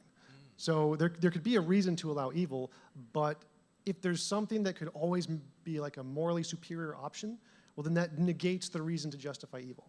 So if you could always make something optional and say any good that could be allowed from experiencing suffering, that could be made better if you make it optional. So for example, you may learn something if you experience suffering. Well, if you said, well, you give this person the option where they can experience suffering and can experience learning, or they can be like, no, I don't really want that. I'm going to go over here and not do that. That's a morally superior option. And because it's morally superior, that means that if there's an all-good God, he would have to choose the morally superior option over the less moral option, the more immoral option. And that refutes the Christian God, because God is supposedly all good, but the world we live in has one major flaw. It wasn't optional, which means we can necessarily make it more moral. There's a morally superior option that God didn't choose. So we can't be perfectly moral. Okay. I think when it comes to some of the other arguments, you kind of plead for maybe there's a scientific explanation that we haven't discovered at some point. So, all right, you've given an answer, you've given a plausible answer, but it's not our only option. And I ask, what is the other option? And you kind of say, well, it's reasonable to just say, I don't know, but maybe there's other possibilities. And if those possibilities are maybe as likely, which I didn't think they were, but we'll move on from that. I'll just concede that point for this illustration. When you appeal to, yeah, but there must be another explanation, there could be something else, I think to remain consistent, you could probably say the same about the problem of evil. When you say that, well, I can imagine God could have say that there's a better option where he gives someone the option to choose according to their own free will, I would say that according to what you've said, maybe it would be consistent for you to say, but there could be another option. God may have other reasons for why things are the way that they are, and we haven't discovered it yet. So I think that's just as valid. I think when it comes to the problem of evil and suffering, typically I find that people, and not necessarily you, but people make two really big mistakes with that argument. The first is that they assume that if God could stop evil and suffering and he's good, then he would necessarily want to. The issue with that is we have lots of examples in our life where we permit lesser evils and suffering for greater goods. So the first example is childbirth. So a mother doesn't consider the pain and the anguish of childbirth after she's holding her baby. It was worth it in the end. She's holding something that's infinitely precious to her that pain could never take away. Or going to the dentist, it's incredibly painful, and yet it's suffering that you're choosing to go through for a greater good at the end. Or even something like going to war, World War II, fighting the good fight. That's a lot of people that were at war that were killed, but that's a lot of innocents killed as well. War is bloody and messy and terrible, but it was considered the righteous thing to go to war to stop the German machine from doing what it was doing. So I think the second thing that people think about the problem of evil is they say, if God is all-powerful, he can do anything. But I'm sure you're familiar with the free will defense. God can't create square circles. He can't create married bachelors. And he can't create people that have free will that always do what he wants. And so I think in that scenario, if God wants to create a world with free beings, I think it's no fault of God that we've messed it up. All right, so you brought up 3 points there. The first point was, well, couldn't there be some reason to allow suffering that we just don't know about yet? Well, the strength of my argument is that whatever that reason may be, you can always make it better, no matter what. You can say, well, let's take that reason and say, let's make it optional. Now we've just made it better. So whatever that option may be, regardless of whether or not we know it or not, you can always make it morally superior by making it optional. Say, you can learn something or whatever it is. I can take that and say, okay, you should give the person, whoever you're creating, the being, the option to experience that greater good or the option to opt out. And that will always necessarily make it more moral, which means there can't really be an option that we don't know about. Because whatever it is, there's always going to be a better one. Give them the option. The second one you brought up was childbirth, like we experience suffering and there's some good that comes out of it. Well, the reason we came up with epidurals is because it's better to have the option to experience the pain and the option not to. So it's giving the woman the option to experience the pain or the option not to is a morally superior option than forcing her to go through the pain for the reward of the childbirth. The same thing applies in this case. Whatever that positive reason may be for allowing suffering, you can always make it better, just make it optional. And what was the third thing you said? The last one? God can't do the logically impossible. God Creatures can't do of the free logically will. impossible. Right, so this world I'm describing where we essentially get the option is something that we can create, like technologically or will be in the future, called The Matrix. Like you've seen the movie The Matrix? Pretty good movie. Yeah. So a simulation of that. Well, yeah, so we can create artificial worlds and give people the option to participate in a world with suffering, like a high difficulty video game or something like this world. Or we can give them the option to not do that. So if we can do it, then God should probably be able to do it, or there might be some problem with God. So, I mean, it's hard for me to accept the argument that it's impossible for God to do this if we can do it. Do you see the logic behind that? I see what you're saying. I'd say that us creating a virtual reality is really not us actually doing that. To me, that sounds like a Black Mirror episode about to air on Netflix. But it's, in all seriousness, I think I like your idea that, what if there's some reality where people got to choose? I just wouldn't concede that that's necessarily better than God's reason. Since we don't have access to God's reason, we can postulate and we can have theodicies all day long if we don't actually have that. But we have something like the free will defense in place to just halt the problem of evil, but not necessarily give it the answer that it's thirsting for, just to stop it from being a problem. What is that reason? Unless we have it, I don't know how you could find any confidence that, well, if I got to choose, that would be better. That's not necessarily true. Children want to choose for themselves all sorts of things that we do not let them choose, and it's for their ultimate happiness and their betterment. We don't let our children play in highway traffic, even though imposing our will on them is highly restrictive to their freedoms. We know what's best for them, and they don't. So it's, that's really large, complicated. If you'd like to stick on the problem of evil for a while more, if you had more points, we could stay there. But we could probably spend the rest of the night on that topic. So, just to conclude, it's like saying numbers. We can count 1, 2, 3, 4, 5. I can always say we can get one more. We can get one higher. Yeah. So in my case of the analogy argument, it's kind of like saying that. Whatever number you say, I can always plus one it and say make it optional. So whatever you add in, I can always say make it optional, make it optional, make it optional. And unless you can present an alternative, which is pretty much impossible, where you can say, well, no, you can't say make it possible at this point. You can't say make it an option. But we can always say, well, make it optional, make it optional. And since that can go on with an infinite regress, it's not really possible for you to say, well, no, there's this one reason that just makes it impossible to give you the option to do it. Sure. I guess I'm not necessarily saying that there's a reason that the option couldn't be there. I'm saying that there could be a reason that is ultimately better than being given the option, that we don't have access to that having the option may not be the greatest of all possible worlds, that perhaps this actually is the greatest of all possible worlds, just not at this particular moment in time, but it will be. Well, I would just disagree and say it would be better if it was optional. It seems morally, intuitively justified to say this world is not the best of all possible worlds, and it can clearly be made better with one change, make it optional. That's all it takes. Like if I have the option to not live in this world of suffering and to go to my own world, it seems clearly morally superior than being forced here to suffer against all of the terrible things that happen in this world. Giving them the option to not be here seems clearly morally superior. Sure. Well, I would say that in the end, I think everybody does have that option. Rejecting God, wanting nothing to do with reality and being and grounding, probably get way too complicated with different theories of hell or annihilationism or eternal torment or whatever that is. But I don't have the time for that. I know you do. So yeah, we'll just have to part ways on that for now, and that's our perspective on the problem of evil. Really complicated problem, by the way, whether you're an atheist or a Christian, whatever you believe about that topic. I think that's probably one of the most difficult to study and try to understand. My second question for you would be, you mentioned that alternatives are not refutations. Would you agree that an alternative, if it was equally, had the same explanatory scope, explanatory power, that is a refutation? It'd be a refutation to the claim that that was the only viable option, yeah. Well, my claim would be that it's not more supported than the alternatives. Yeah, I would agree with that. Okay, that's my only argument there, so. Sure. Yeah, I'll leave it at where it's at, but just to disagree on that. All right, so any other topic you wanted to I got cover? two. You're up for your second one. I'm down for my second one.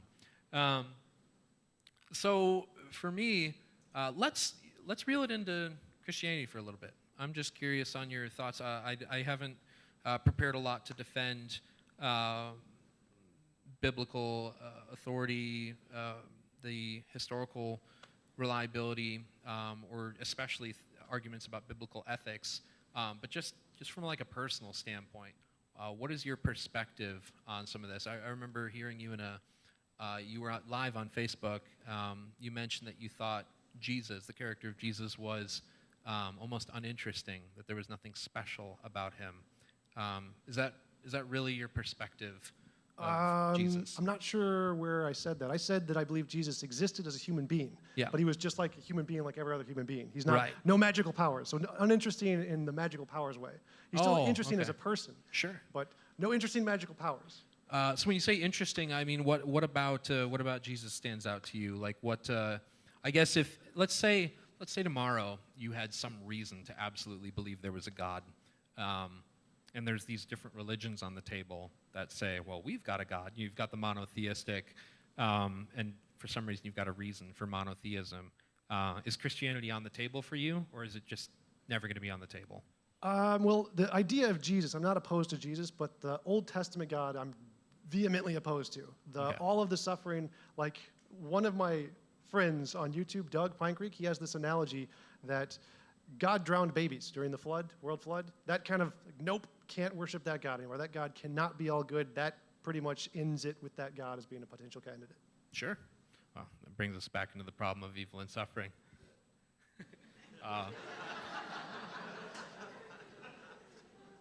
That's fair. It's very tempting. Every time it comes up, I'm like, let's jump in and do it. No, but it's like when you're hanging out with your Christian friends and they want to get into the debate about predestination versus free will, and then it's 3 a.m., and you work the next day, and you're like, why did I do this again? When will I learn? So, how much time do we have on our open dialogue? 6? James, you want to be a part of this? I would, but I'm honestly enjoying this so much that I would be happy to give you the last 6 minutes. I have to say that I don't want to put the pressure on you. This is one of the most enjoyable debates that I've gotten to listen to in so long. So we can go to the closing statements. I got more questions. Yeah. Excellent. I bet you guys love this part way more than me reading off my sheet. I'm like, Kalam, premise 3, and then Tom's like, naturalistic pineapple God. This is more fun. This is a lot more fun. Yeah, I like it. What did you say? I was just asserting the Christian God plus an addition Plus of hats. pineapple? Yeah, hats, whatever. Yeah. So I pineapple. would just say you're asserting something that's eternal, all powerful, with the addition of consciousness unnecessarily. That's your pineapple. Just personhood. Yeah. Yeah. Well, yeah. Consciousness. You're right. Yep. But I had reasons for that consciousness being a necessary prerequisite. So like, to me, the kalam and the moral kind of support that. Not alone. I think probably the tightest argument would be the Aristotelian proof. It's like a 52 premise long argument that I don't have memorized. The Phaser version? The Phaser version. I haven't had a lot of time to really dig into that and see how reasonable or unreasonable it is, but it did really strike me when I first read it. I was impressed. His book, The 5 Proofs of the Existence of God? Yeah, it was interesting because a lot of people are more like evidentialists. They want to say, here's reasons that support the existence of God, and they kind of lay these arguments on a scale, and if you've got enough in the scale, and you put the problem of evil and suffering on the other side of the scale, if you offer enough good theistic arguments, the idea is you want the scale to tip, and you're like, bing, bing, bing, there's a God. But with Phaser, he's not interested in evidentialism, he's interested in proofs. He's like, I'm going to start with these things, and then reason my way to there's definitely a God, inescapably, logically. So I found that really interesting. I'm not sure how sold into that I am, but it's really appealing. Yeah, I oppose Thomism vehemently also. That's fair. So I'd love to debate him on those topics. I don't know enough about Thomism to get into it with you, let alone Phaser. So I wanted to ask you about the infinites thing. So Yeah. you understand, or infinites aren't actually numbers, right? Infinites are properties of sets. Right, but I'm using numbers as an analogy for infinites. So I mean, you can't count part of an infinite set and then say that the properties of that are equal to the whole thing. That's the fallacy of composition, isn't it? If my argument was dependent on that, but it wasn't. I was just using the analogy of picking a number, like 47. You can pick a particular infinite, the size of an infinite or scope of an infinite, and do the same thing. So I was also using numbers as an analogy there to make it relatable. I mean, maybe we could go to something like, what do you think about the absurdities in Hilbert's Hotel? I mean, do you think that that's a good argument against actual infinities existing in the world? I'm all for saying that theoretically or on a chalkboard we can talk about infinity, but when it gets to like the real world, that's where some really weird stuff starts to happen. Well, yeah, actual infinites can't exist because infinites are like variables, like x. Like if you say x plus x equals what? Well, you can get multiple answers. You can get 5 if the first x is 1 and the second x is 4. But you can get 7 if the first x is 3 and the second x is 4. So you can get multiple answers or contradictory answers. You can get zeros or negatives if you have two different size x's. Yeah. And the same thing applies to infinites. If you have an infinite of one size, that's a big infinite, and an infinite of another size, which is a small infinite, and you subtract them, you're going to get a positive infinite. But if you have an infinite of a small size minus an infinite of a big size, you'll get a negative infinite. And if you have an infinite of one size and an infinite of the exact same size, you'll get 0. These aren't contradictory. There's not a paradox here. The only paradox is that infinites have values, and you have to deliberately, in set theory, which deals with infinites, you have to define specifically what the value is before you do the equation. Just saying infinite plus infinite is like saying x plus x without telling us what the x's are. It's the reason the paradox exists is because it's vague. You need to be very specific about the infinites. Like I mentioned, there is a countable infinite, which is alpha null. And there's bigger infinites, and there's infinites that are bigger than infinites, which are alpha or omega something, omega and big theta. Some fun and words. There's there's a YouTube video about this, all the different kinds of infinites. But watched it and forgot it. Yeah. So the reason you can't have actual infinites is the reason you can't have actual x's. You're never going to discover an x number of things under a rock because x isn't a number. Okay. So do we agree on that? Like, let's not even say, oh, therefore my argument's true, but do we just feel the same way about actual infinities in the universe? Like, do you have a problem with infinite regresses? Not necessarily, but you lean that way? There's only a problem if you don't define what infinite means. If you define the particular infinite, there's not a problem. Okay. I guess it feels really hard to define it. Yes, that's why set theory is super complicated. Okay. So you'll just leave it on the table like maybe it could, but I've never seen it do that. So You guys have 1 minute to solve what an infinite is. yeah, isn't this part of the conversation fun? What is an infinite? I mean, in terms of other things that we talked about, I feel like we covered a lot of ground in various theistic arguments. I really wish there was time to go over more and even have, your rebuttals and inputs. Because, at the end when I kind of listed off, like, teleological argument from consciousness, that wasn't just some kind of rhetorical ploy to say, like, here's a big long list, don't pay attention too much to the contents of the list, just see it's a list and be impressed and go on. Like, I sincerely love those arguments. I could have made a long list. I could have made like a 20 argument long list, but I wouldn't have loved the whole list. Like, there's lots of arguments for God's existence that I'm like, I don't know about that one. I would need like an extra hour or so to go through those. Yeah, but it's. I'm really glad that we got to have this kind of discussion to just open people's minds to the idea that people think very critically about the existence of God, and they try to come up with answers for and against. I guess largely we both share, would you say, that kind of desire that people would sort of get off of the train tracks, get off of the fence, to not be apatheists and try to delve through the issues, that not everybody needs to be an expert or a scholar, but that to think a little bit about some of these important issues, because our eternal destiny might rest on whether we're right or not. Yeah, I totally agree. I think these kinds of things are really great because they bring forth topics that people normally don't get exposed to. And I hope we did an interesting and compelling enough job to get people interested and engaged with these topics more than they are. Because one of the things is, on both sides, Christians and atheists, they don't really consider the deep arguments very well. They're like, yeah, I kind of believe this for whatever superficial reason. They don't really delve into the philosophy behind it and what reasons we really have to believe. And I hope that we can portray it in an interesting enough way to get you guys into the philosophy stuff. Yeah, and if you didn't get much from this, I had a lot of fun. So, thank you. Me too. Thank you, gentlemen.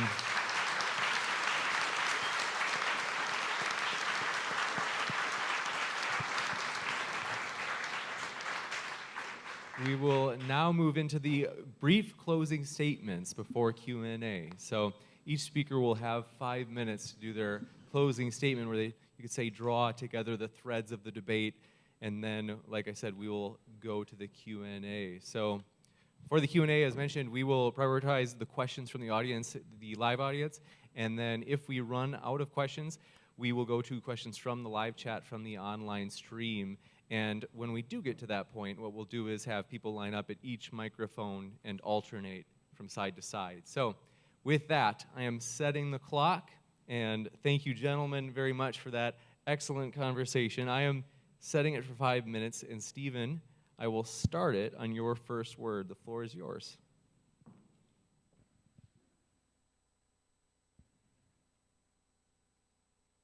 Drinking this really cold coffee feels strangely appropriate right now.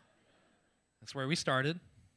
So I talked to my dad earlier today, and he tried to give me, advice for the debate. Like, we went to lunch, and my dad's like, "Don't talk about the debate on lunch. He's going to be trying to, hear you out and get a beat on where you're going with it." And I was like, "Okay, Dad, sure." Just like, yeah.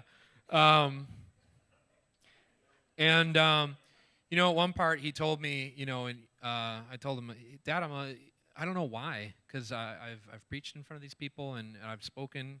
I believe in the arguments and evidence, but for no reason apparently I feel really nervous."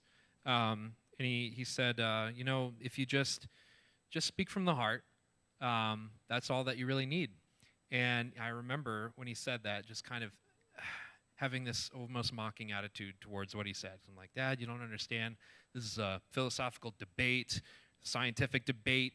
I can't be bringing anecdotal evidence or feelings. That's not going to convince anybody who's here thinking critically through the issues." But I think we've gone through some arguments. We've explored some premises. I've given some supporting reasons for what I believe in. And right now, for my closing statement, I believe my dad was right. I want to tell you the truth. I want to tell you what I really sincerely experience and believe. For me, these arguments are supportive of something that I know emphatically, something that I know as much as I know I think, therefore I am. My own existence is so obvious to me, and in the same way, Jesus Christ is so obvious to me. Out of all the arguments for whether or not you could know God exists, I think the most powerful is that you can experience God for yourself. That if you're searching for God, that tonight is not an accident. You're not here randomly. I sincerely believe that God is reaching out to you, that God cares about you, that God loves you. God has radically transformed my absolutely destitute life into what it is now. But that's not why I worship him. I don't worship God because he's changed my life or that he's helped me through certain addictive things or strongholds or prisons. I worship God because I've witnessed what he's like and who he really is. And that's why I'm here. That's why I'm doing this. God is the reason for living. He's the reason for everything. I love God. And if you don't know him, I want you to know that you can. And for me, that's the last argument that I offer. Not the first, but it's the last one. Thank you.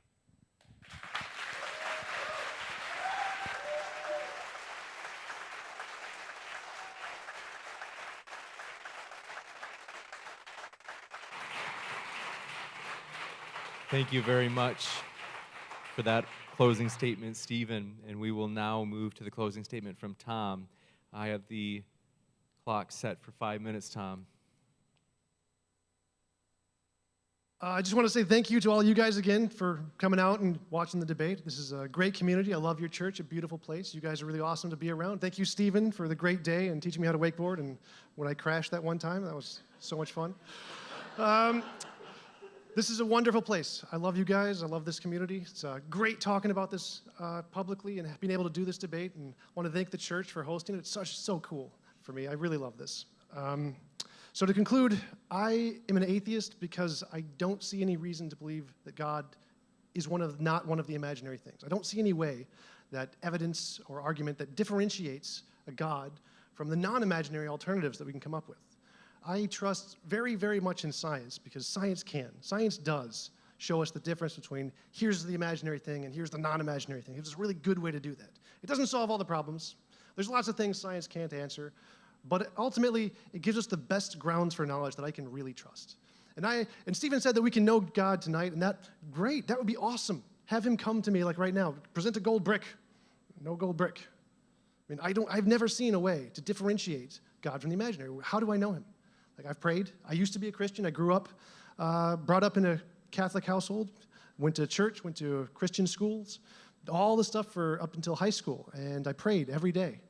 But I never heard, none of my prayers were ever answered. I never heard this meeting Jesus that Stephen talks about. Like, where is this? I mean, I tried pretty hard, and I never heard anything. None of my prayers were ever answered. And it's not just me. This is a big part of the atheist community. We try to meet God. We really, really do. But we hear crickets, and that's it. So it's also really, really hard for me to believe in God because of the whole problem of suffering thing, but don't want to get back into that. So that's essentially my position. It's just I want the evidence. I want some way to differentiate a God from one of the imaginary alternatives, and I don't see it. That's why I'm an atheist. Thank you.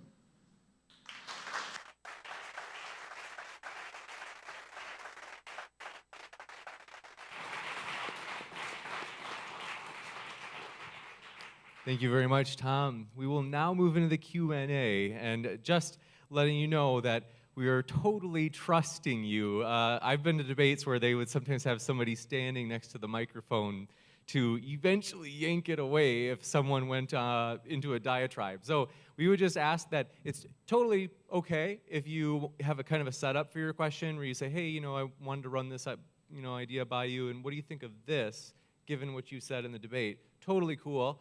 We're just looking for questions, though, in particular. So if you do have any questions, please line up right now, and we will start the Q&A session.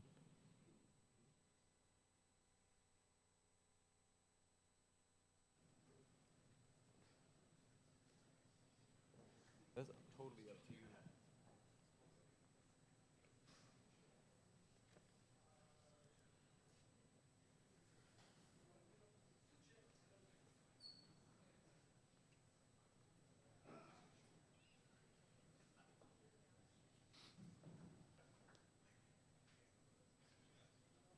think we will start on my left or your right.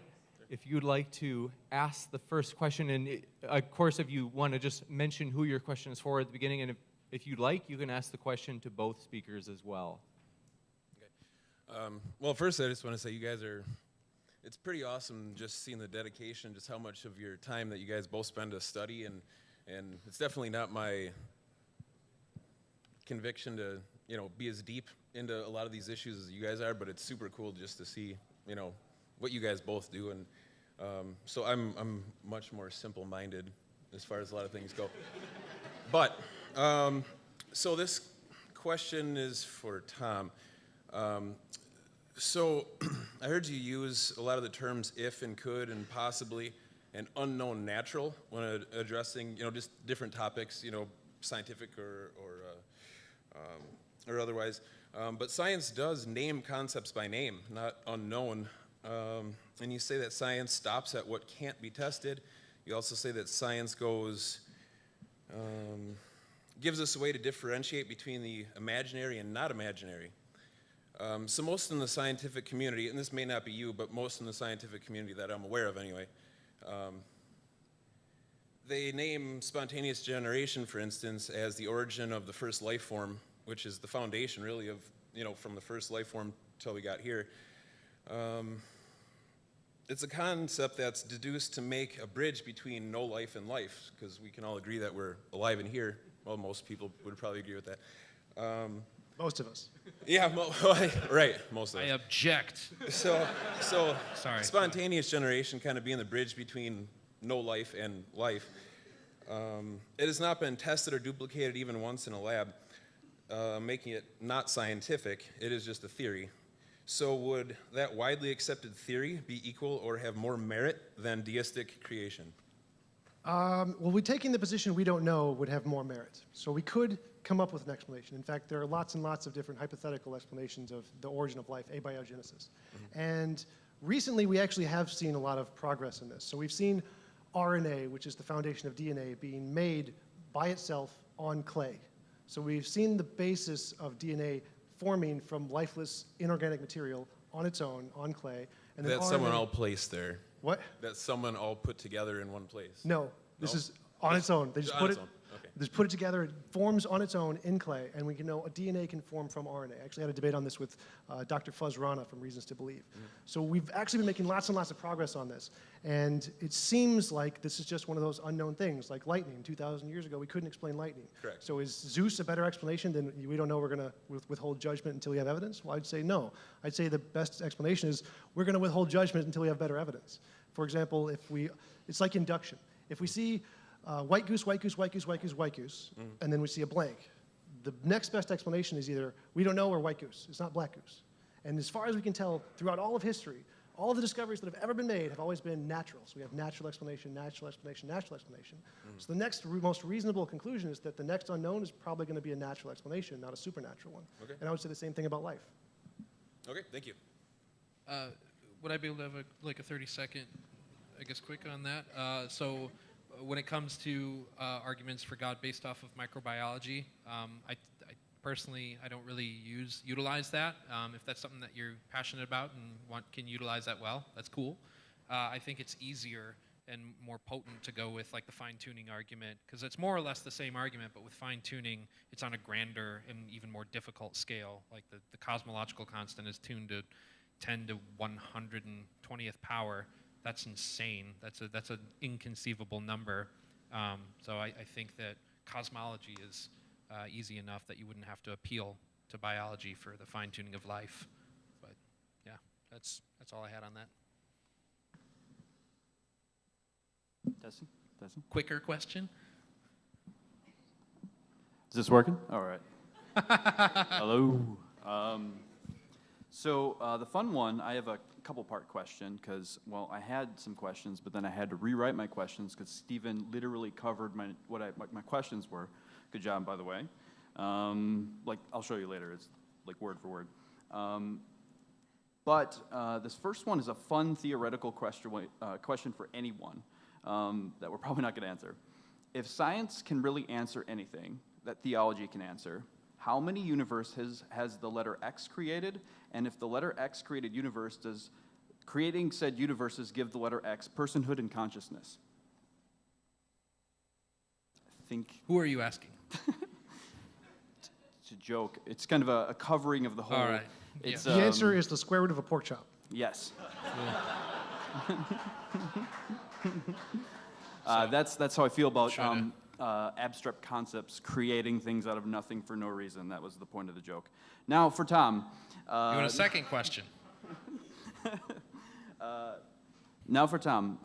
You think like I do. I see a lot of myself in you as a younger individual who was atheist at one point. You're probably very high in openness in terms of like the big traits, that kind of idea. You seem to be open to any and every idea that isn't God existing, as you covered kind of in your description. So to me, suggesting possibilities is not providing proof. It's interesting, it's fun to listen to, it's not convincing though. The proof of Christianity is the thousands and millions of transformed lives with personal experience and sometimes direct interaction with God, which you dismiss as illusionary. So why is it that if we were to say, take a judgment of beauty, which is something that, as Stephen talked about, can't be determined by science, we would say this is the most attractive person in America today. We would not use a scientific method to do that. And what I believe is God, in terms of experiencing him, has decided to not use science as a method to determine who he is. It's almost like he's hiding from science. Why are you determined to prove him through something it's obvious he doesn't want to be proved through, if that makes sense? Well, a couple things there. So science explains beauty through evopsychology. It's just a product of our brains due to evolution and social constructs.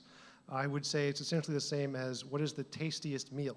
I do not believe that God, or I believe that you probably wouldn't say that God grounds the judgment of tastiest. He doesn't have a property of the tastiest food. It's just kind of subjective product of evolution. Well, beauty is the same thing. Science does explain beauty perfectly well. So I don't really see a problem there. But I wouldn't say the universe was created by abstract things. I've never said the universe was created by an abstract object. In fact, I think essentially no atheists believe that. They all believe that some natural thing has just always existed. There's always been a natural thing or something natural that exists outside of space-time, like you believe God to be. But, sorry. So that I think we should probably keep our questions a little shorter, without any setup. If it's possible to do it without a setup, to just get right to your we've got a little longer lines. People are lining up, so is that a good enough? You can go now? to the back, and if we have time, you can ask her more. Well, yeah. The reason that I asked it was because you were suggesting in laws that could create the same way God could create with no planner behind it. And I was just really wondering how exactly you could justify that belief. It's basically on faith. Yes, exactly. It's just we're asserting here's a possible explanation that we've essentially made up, which is from the atheist perspective, the same thing the theist is doing. Here's a possible explanation we've made up, which is a God, and he does it because it's his nature. We can just say the same thing, well, here's a possible explanation. Except for they have the individuals who have had the experience with God, which you dismiss as not. Right. We're going to let Tom have the last word on this, and then we got to go Yeah. to try to get as many questions as possible. Experience doesn't give us a way to differentiate between what's imaginary and real. And so the fact that someone has an experience of something, just like the fact that people have experience of UFOs, isn't evidence that UFOs exist. We don't believe people because they had an experience of UFOs, or that there's lots of experiences of UFOs, because we have thousands of eyewitness testimonies of Bigfoot, and tens of thousands of the Loch Ness Monster, and hundreds of thousands of homeopathy and magic, and millions of ghosts, and hundreds of millions of Hindu miracles. The fact that lots of people have personal experiences isn't something we go off of to judge whether or not something is true or whether it exists.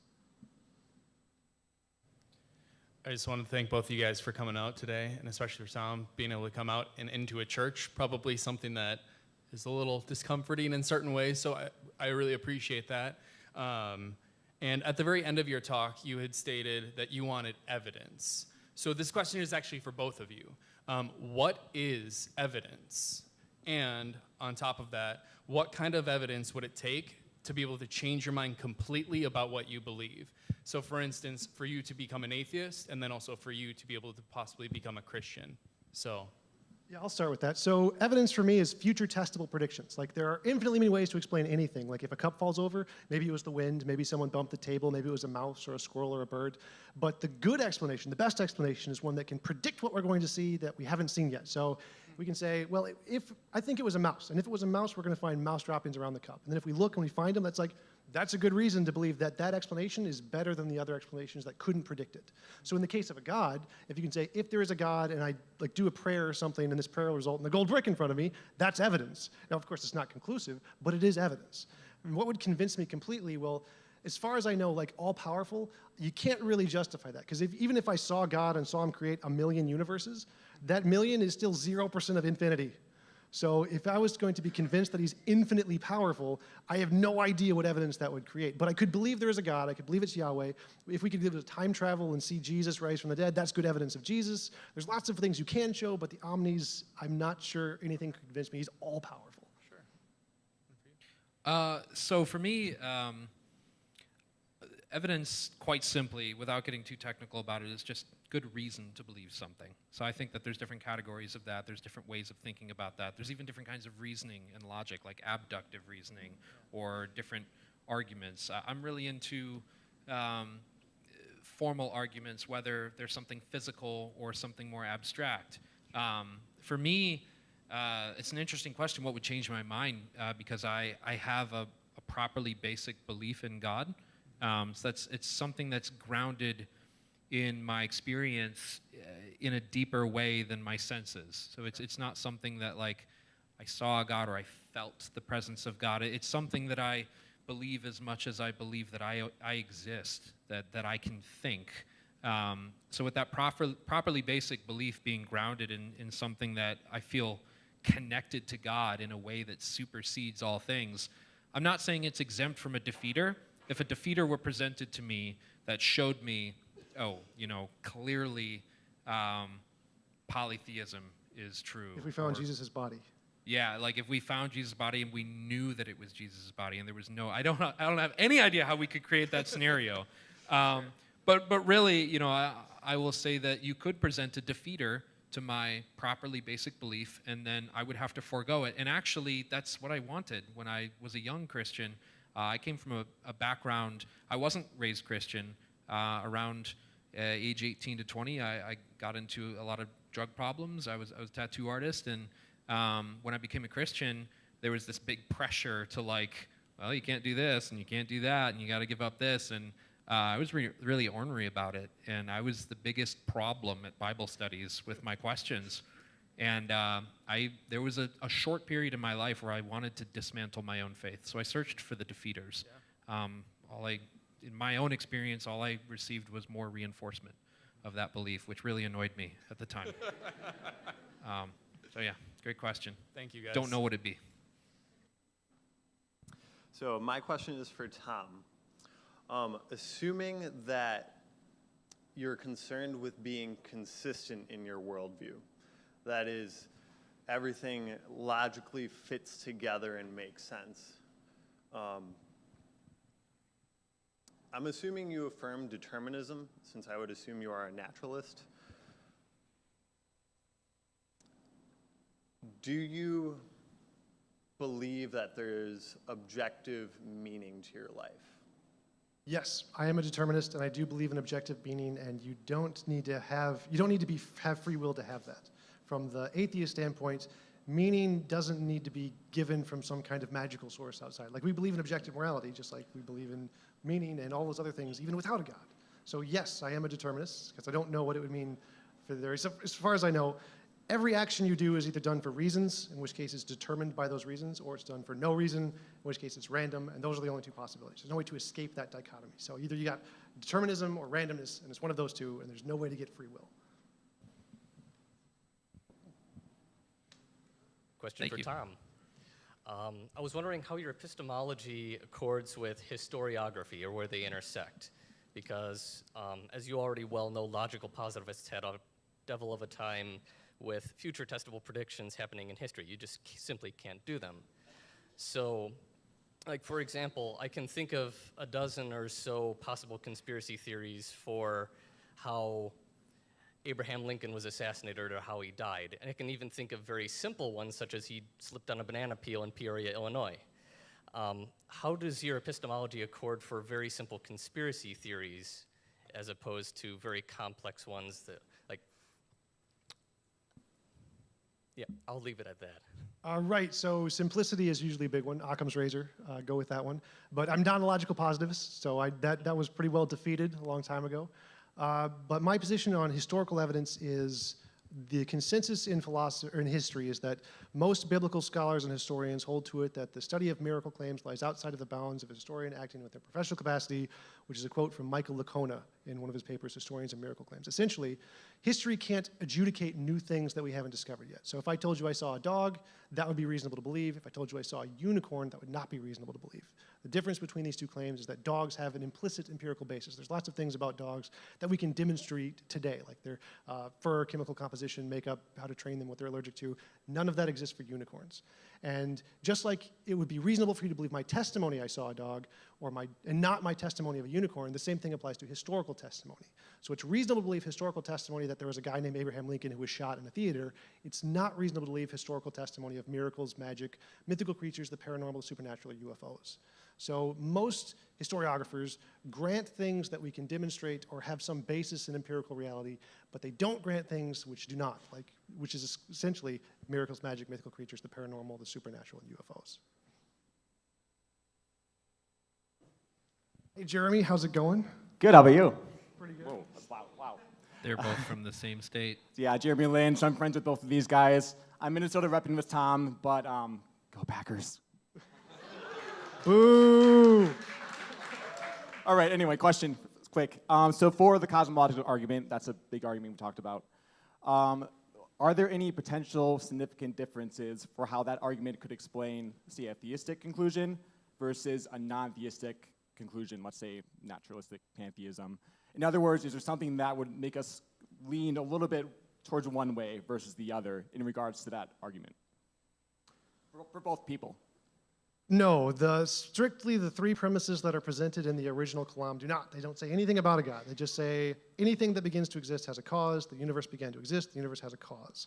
Now, there's three more premises which are added by more modern philosophers like William Lane Craig, where he says the premises presented by Stephen about only minds and abstract objects can be non-material or exist outside of space and time.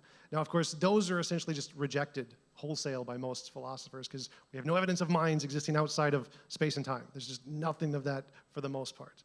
So if those were valid and sound, then yes, but they're not. So no. Rejected wholesale by philosophers is a pretty strong statement. I'm going to give just a solid disagree on that. I think, again, saying X amount of philosophers think this about something is not addressing the argument itself. I think that causality and agency are necessary. That's why a mind is a better candidate than an abstract object. So, yeah, just easy answer. Thank you. Hi, guys. This one's for Tom, too, Stephen. I'm sorry. I'm really lonely up here, guys. So, Tom, Stephen gave you a pass on it earlier, but the thing that kept hitting me that you were saying this evening was comparing my ability to do whatever I want to do with slavery. Now, I have children. I've raised children, and for a large portion of their life, they were not allowed to do whatever they want to do, and that would not be considered slavery. I was making decisions for the best interest of my children at the time. When they reached an age where they could make their own decisions, I allowed them to move forward with that. And no one would consider me a slave owner at that time, except my children, of course, when they were mowing the lawn, doing the laundry. So that it isn't really a refutation of what you're saying. My thought really was to let you know that when you're using that argument, that's what came to my mind was, yes, I could consider it slavery in some cases, but parenting in others. Right. So in my case, it would be as long as you don't drown your children. There's justifications for why you give children those limitations, which is because you're teaching them something. Because if they don't learn it, they're going to have greater consequences later. So like, if they put their hand in the fire, you're like, no, don't do that, because the slap is better than the burn. Right. But if they could just be optional and turn off the burn, well, then there's no reason to slap them. So if you can make it optional, both the punishment and the consequence that you're trying to avoid, then there's no reason for the punishment. But also, if I'm making s'mores with my children, it's a lot more fun to make it over the fire and tell them not to stick their hand in the fire than to make them in the microwave. So that's the argument that I'm making. So thank you, Tom. Hi guys, how you doing? I just want to thank you again for coming out. This has been really great. Really appreciate this. Tom, I'm just going to go out on a limb, and I'm just going to tell you right away that I'm going to set you up. Okay, so this is much more of a statement than it is a question. So if I need to be cut off, just cut me off. Okay. Quickly. Okay. So I'm going to try and make a really quick case, and I'm just going to ask you a very pointed question. So my case is that you say you're knowledgeable about quantum physics. Relatively? Okay. That's good. Okay, so the dualistic nature of reality is that things are open until they're closed, right? And so Particle wave duality. I'm sorry? Particle wave duality. Correct, right. So my claim is that Psalm 19 says that the firmament declares the works of God, that the glory of God is seen in the creation.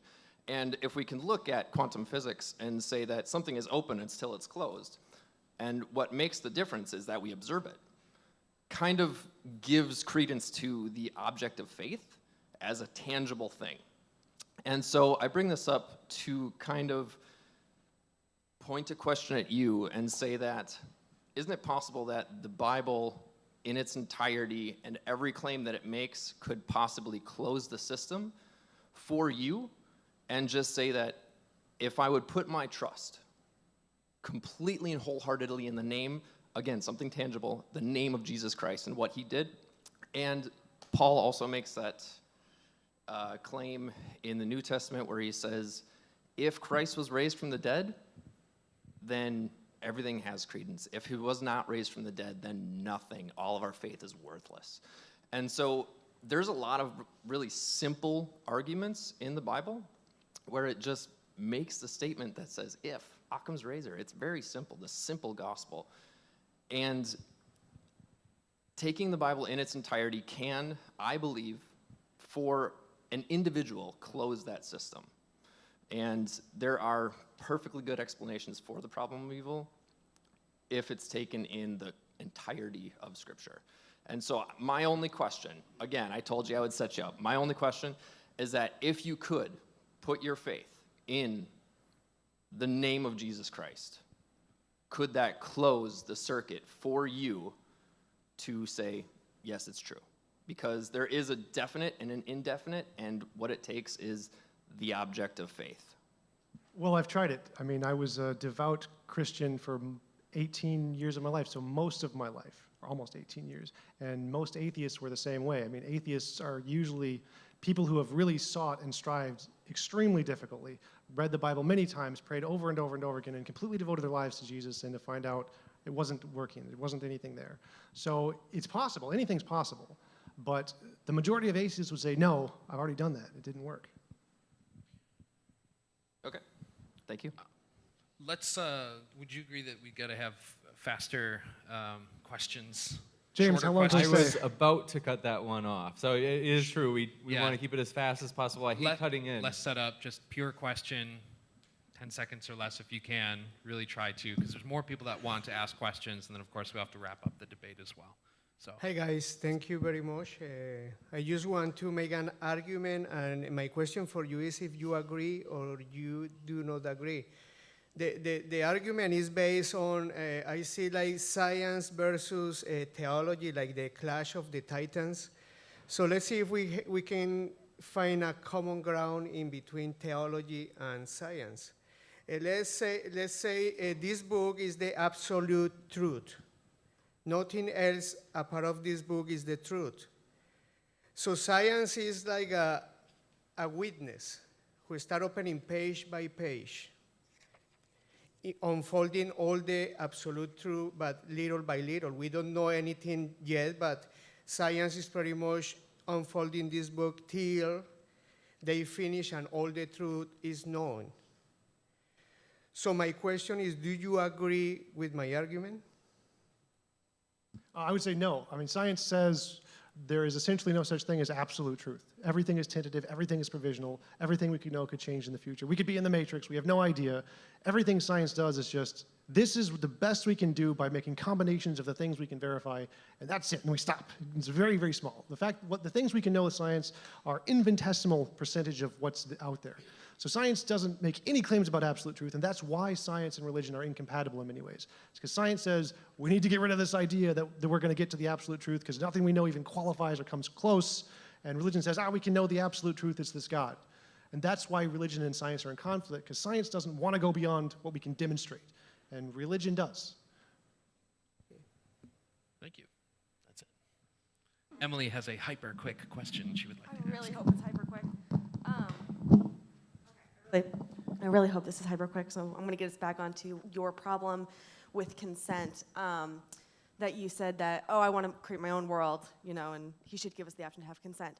Okay, consent does not exactly imply ability, so you don't have the ability to create your own world, I'm guessing. So let's start with that premise. With that premise, with all that you have experienced up until now, with all the things in your future, for your life, do you consent to your life? I do not consent to being forced to live here against my will. I do not consent to suffering. I do not consent to hunger. I do not consent to strife. I'm not asking that. I'm asking if he gave you the option and you couldn't create your own world. I'm asking, with everything that you have experienced in this life, good and bad, and everything in the future, and only your life, because that's really all you have control of, would you consent to it? I'm not sure. I'd have to think about it. Okay. And then on the other side, if you did have, it's just the opposite. The opposite question is, if you could create your own world, because you can't create humans, because that would make a slave owner yourself, would you choose your world or his world? I would choose my world for a second, for every second of every day. For example, you don't need to be able to create humans to be able to share a world with humans. Like, for example, if everyone has the right to create their own world, you can still go to someone else's world. You don't have to stay in your own. You can still voluntarily move there, even if you can't create humans. So there's not really a problem there. You can still spend time with other people. You can all collaborate and join a collective universe and make one together. Thank you. Okay. So this is for Tom. You took the stance that by definition, our existence, given the existence of the Christian God, is slavery. But the definition of slavery refers to humans owning humans. Humans owning lesser beings like animals generally isn't considered slavery. And the Christian God would be a greater being, so we would be lesser beings than him. How would you respond to that? I would call that speciesism. I think that it's immoral to kill animals just like it's immoral to kill people. I think they're living beings and they should be respected. And I think that animal cruelty is terrible and wrong. And I think it is slavery to own animals and not without their consent. So I would call that speciesism. Okay. I watched him eat a burger today.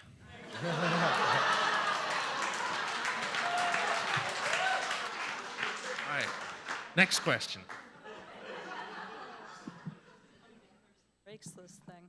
You know how much I hate talking in front of people, Stephen. Thank you. You know that. This is a big moment. Oh yeah, I'm petrified right now. So Tom, I had a question for you. Sorry, Stephen, you get to be ignored again.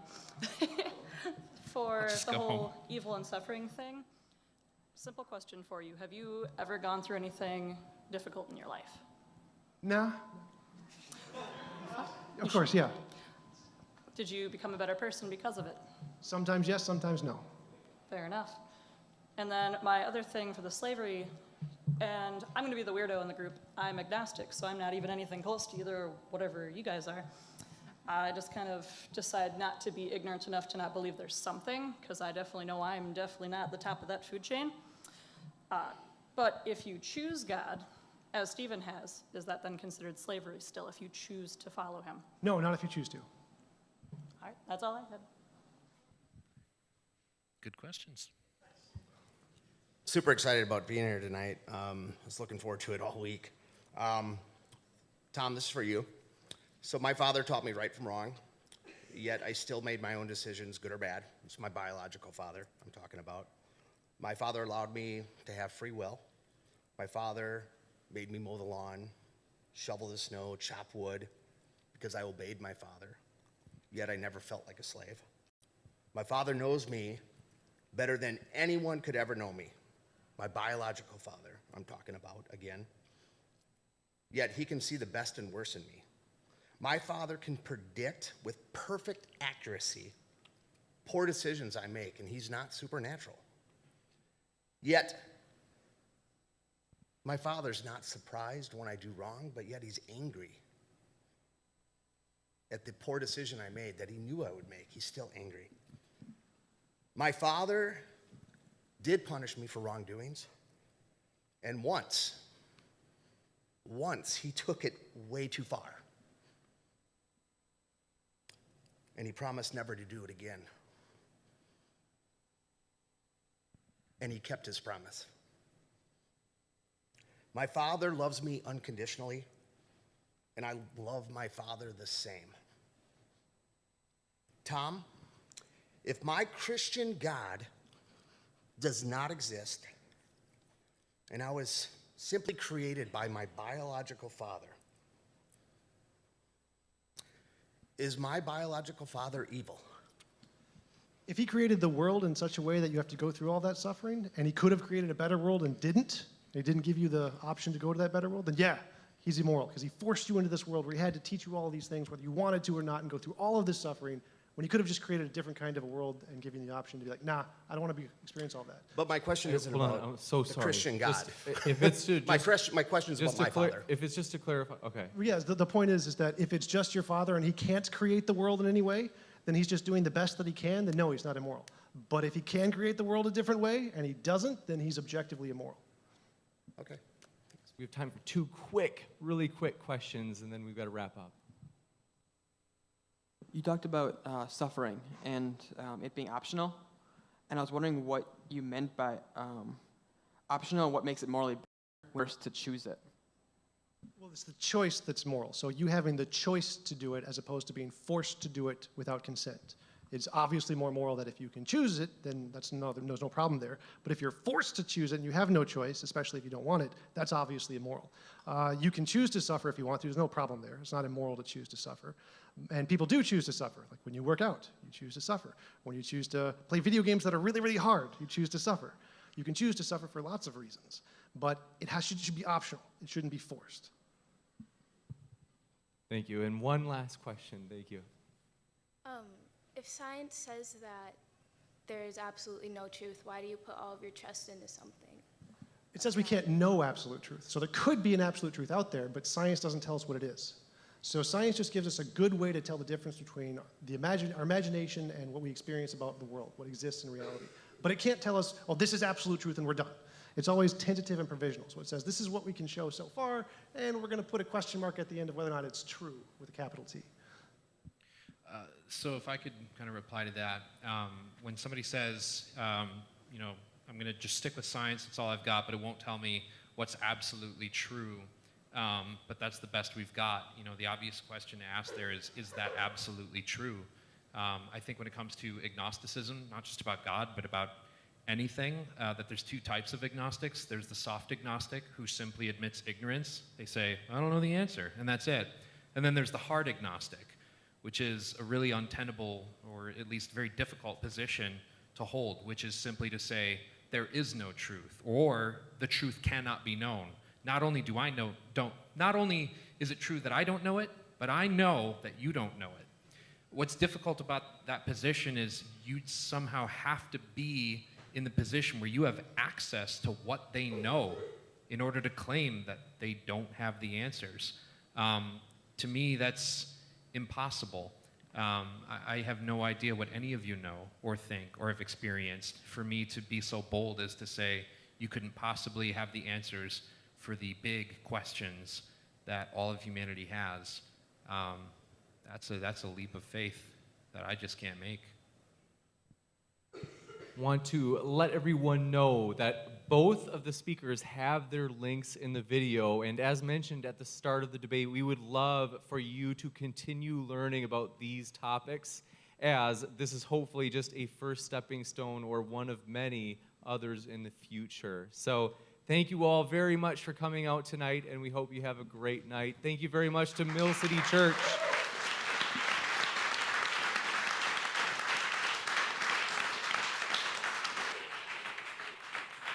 a huge thanks to Mill City Church for hosting and letting us use their equipment and everything just completely generously. We really appreciate everything.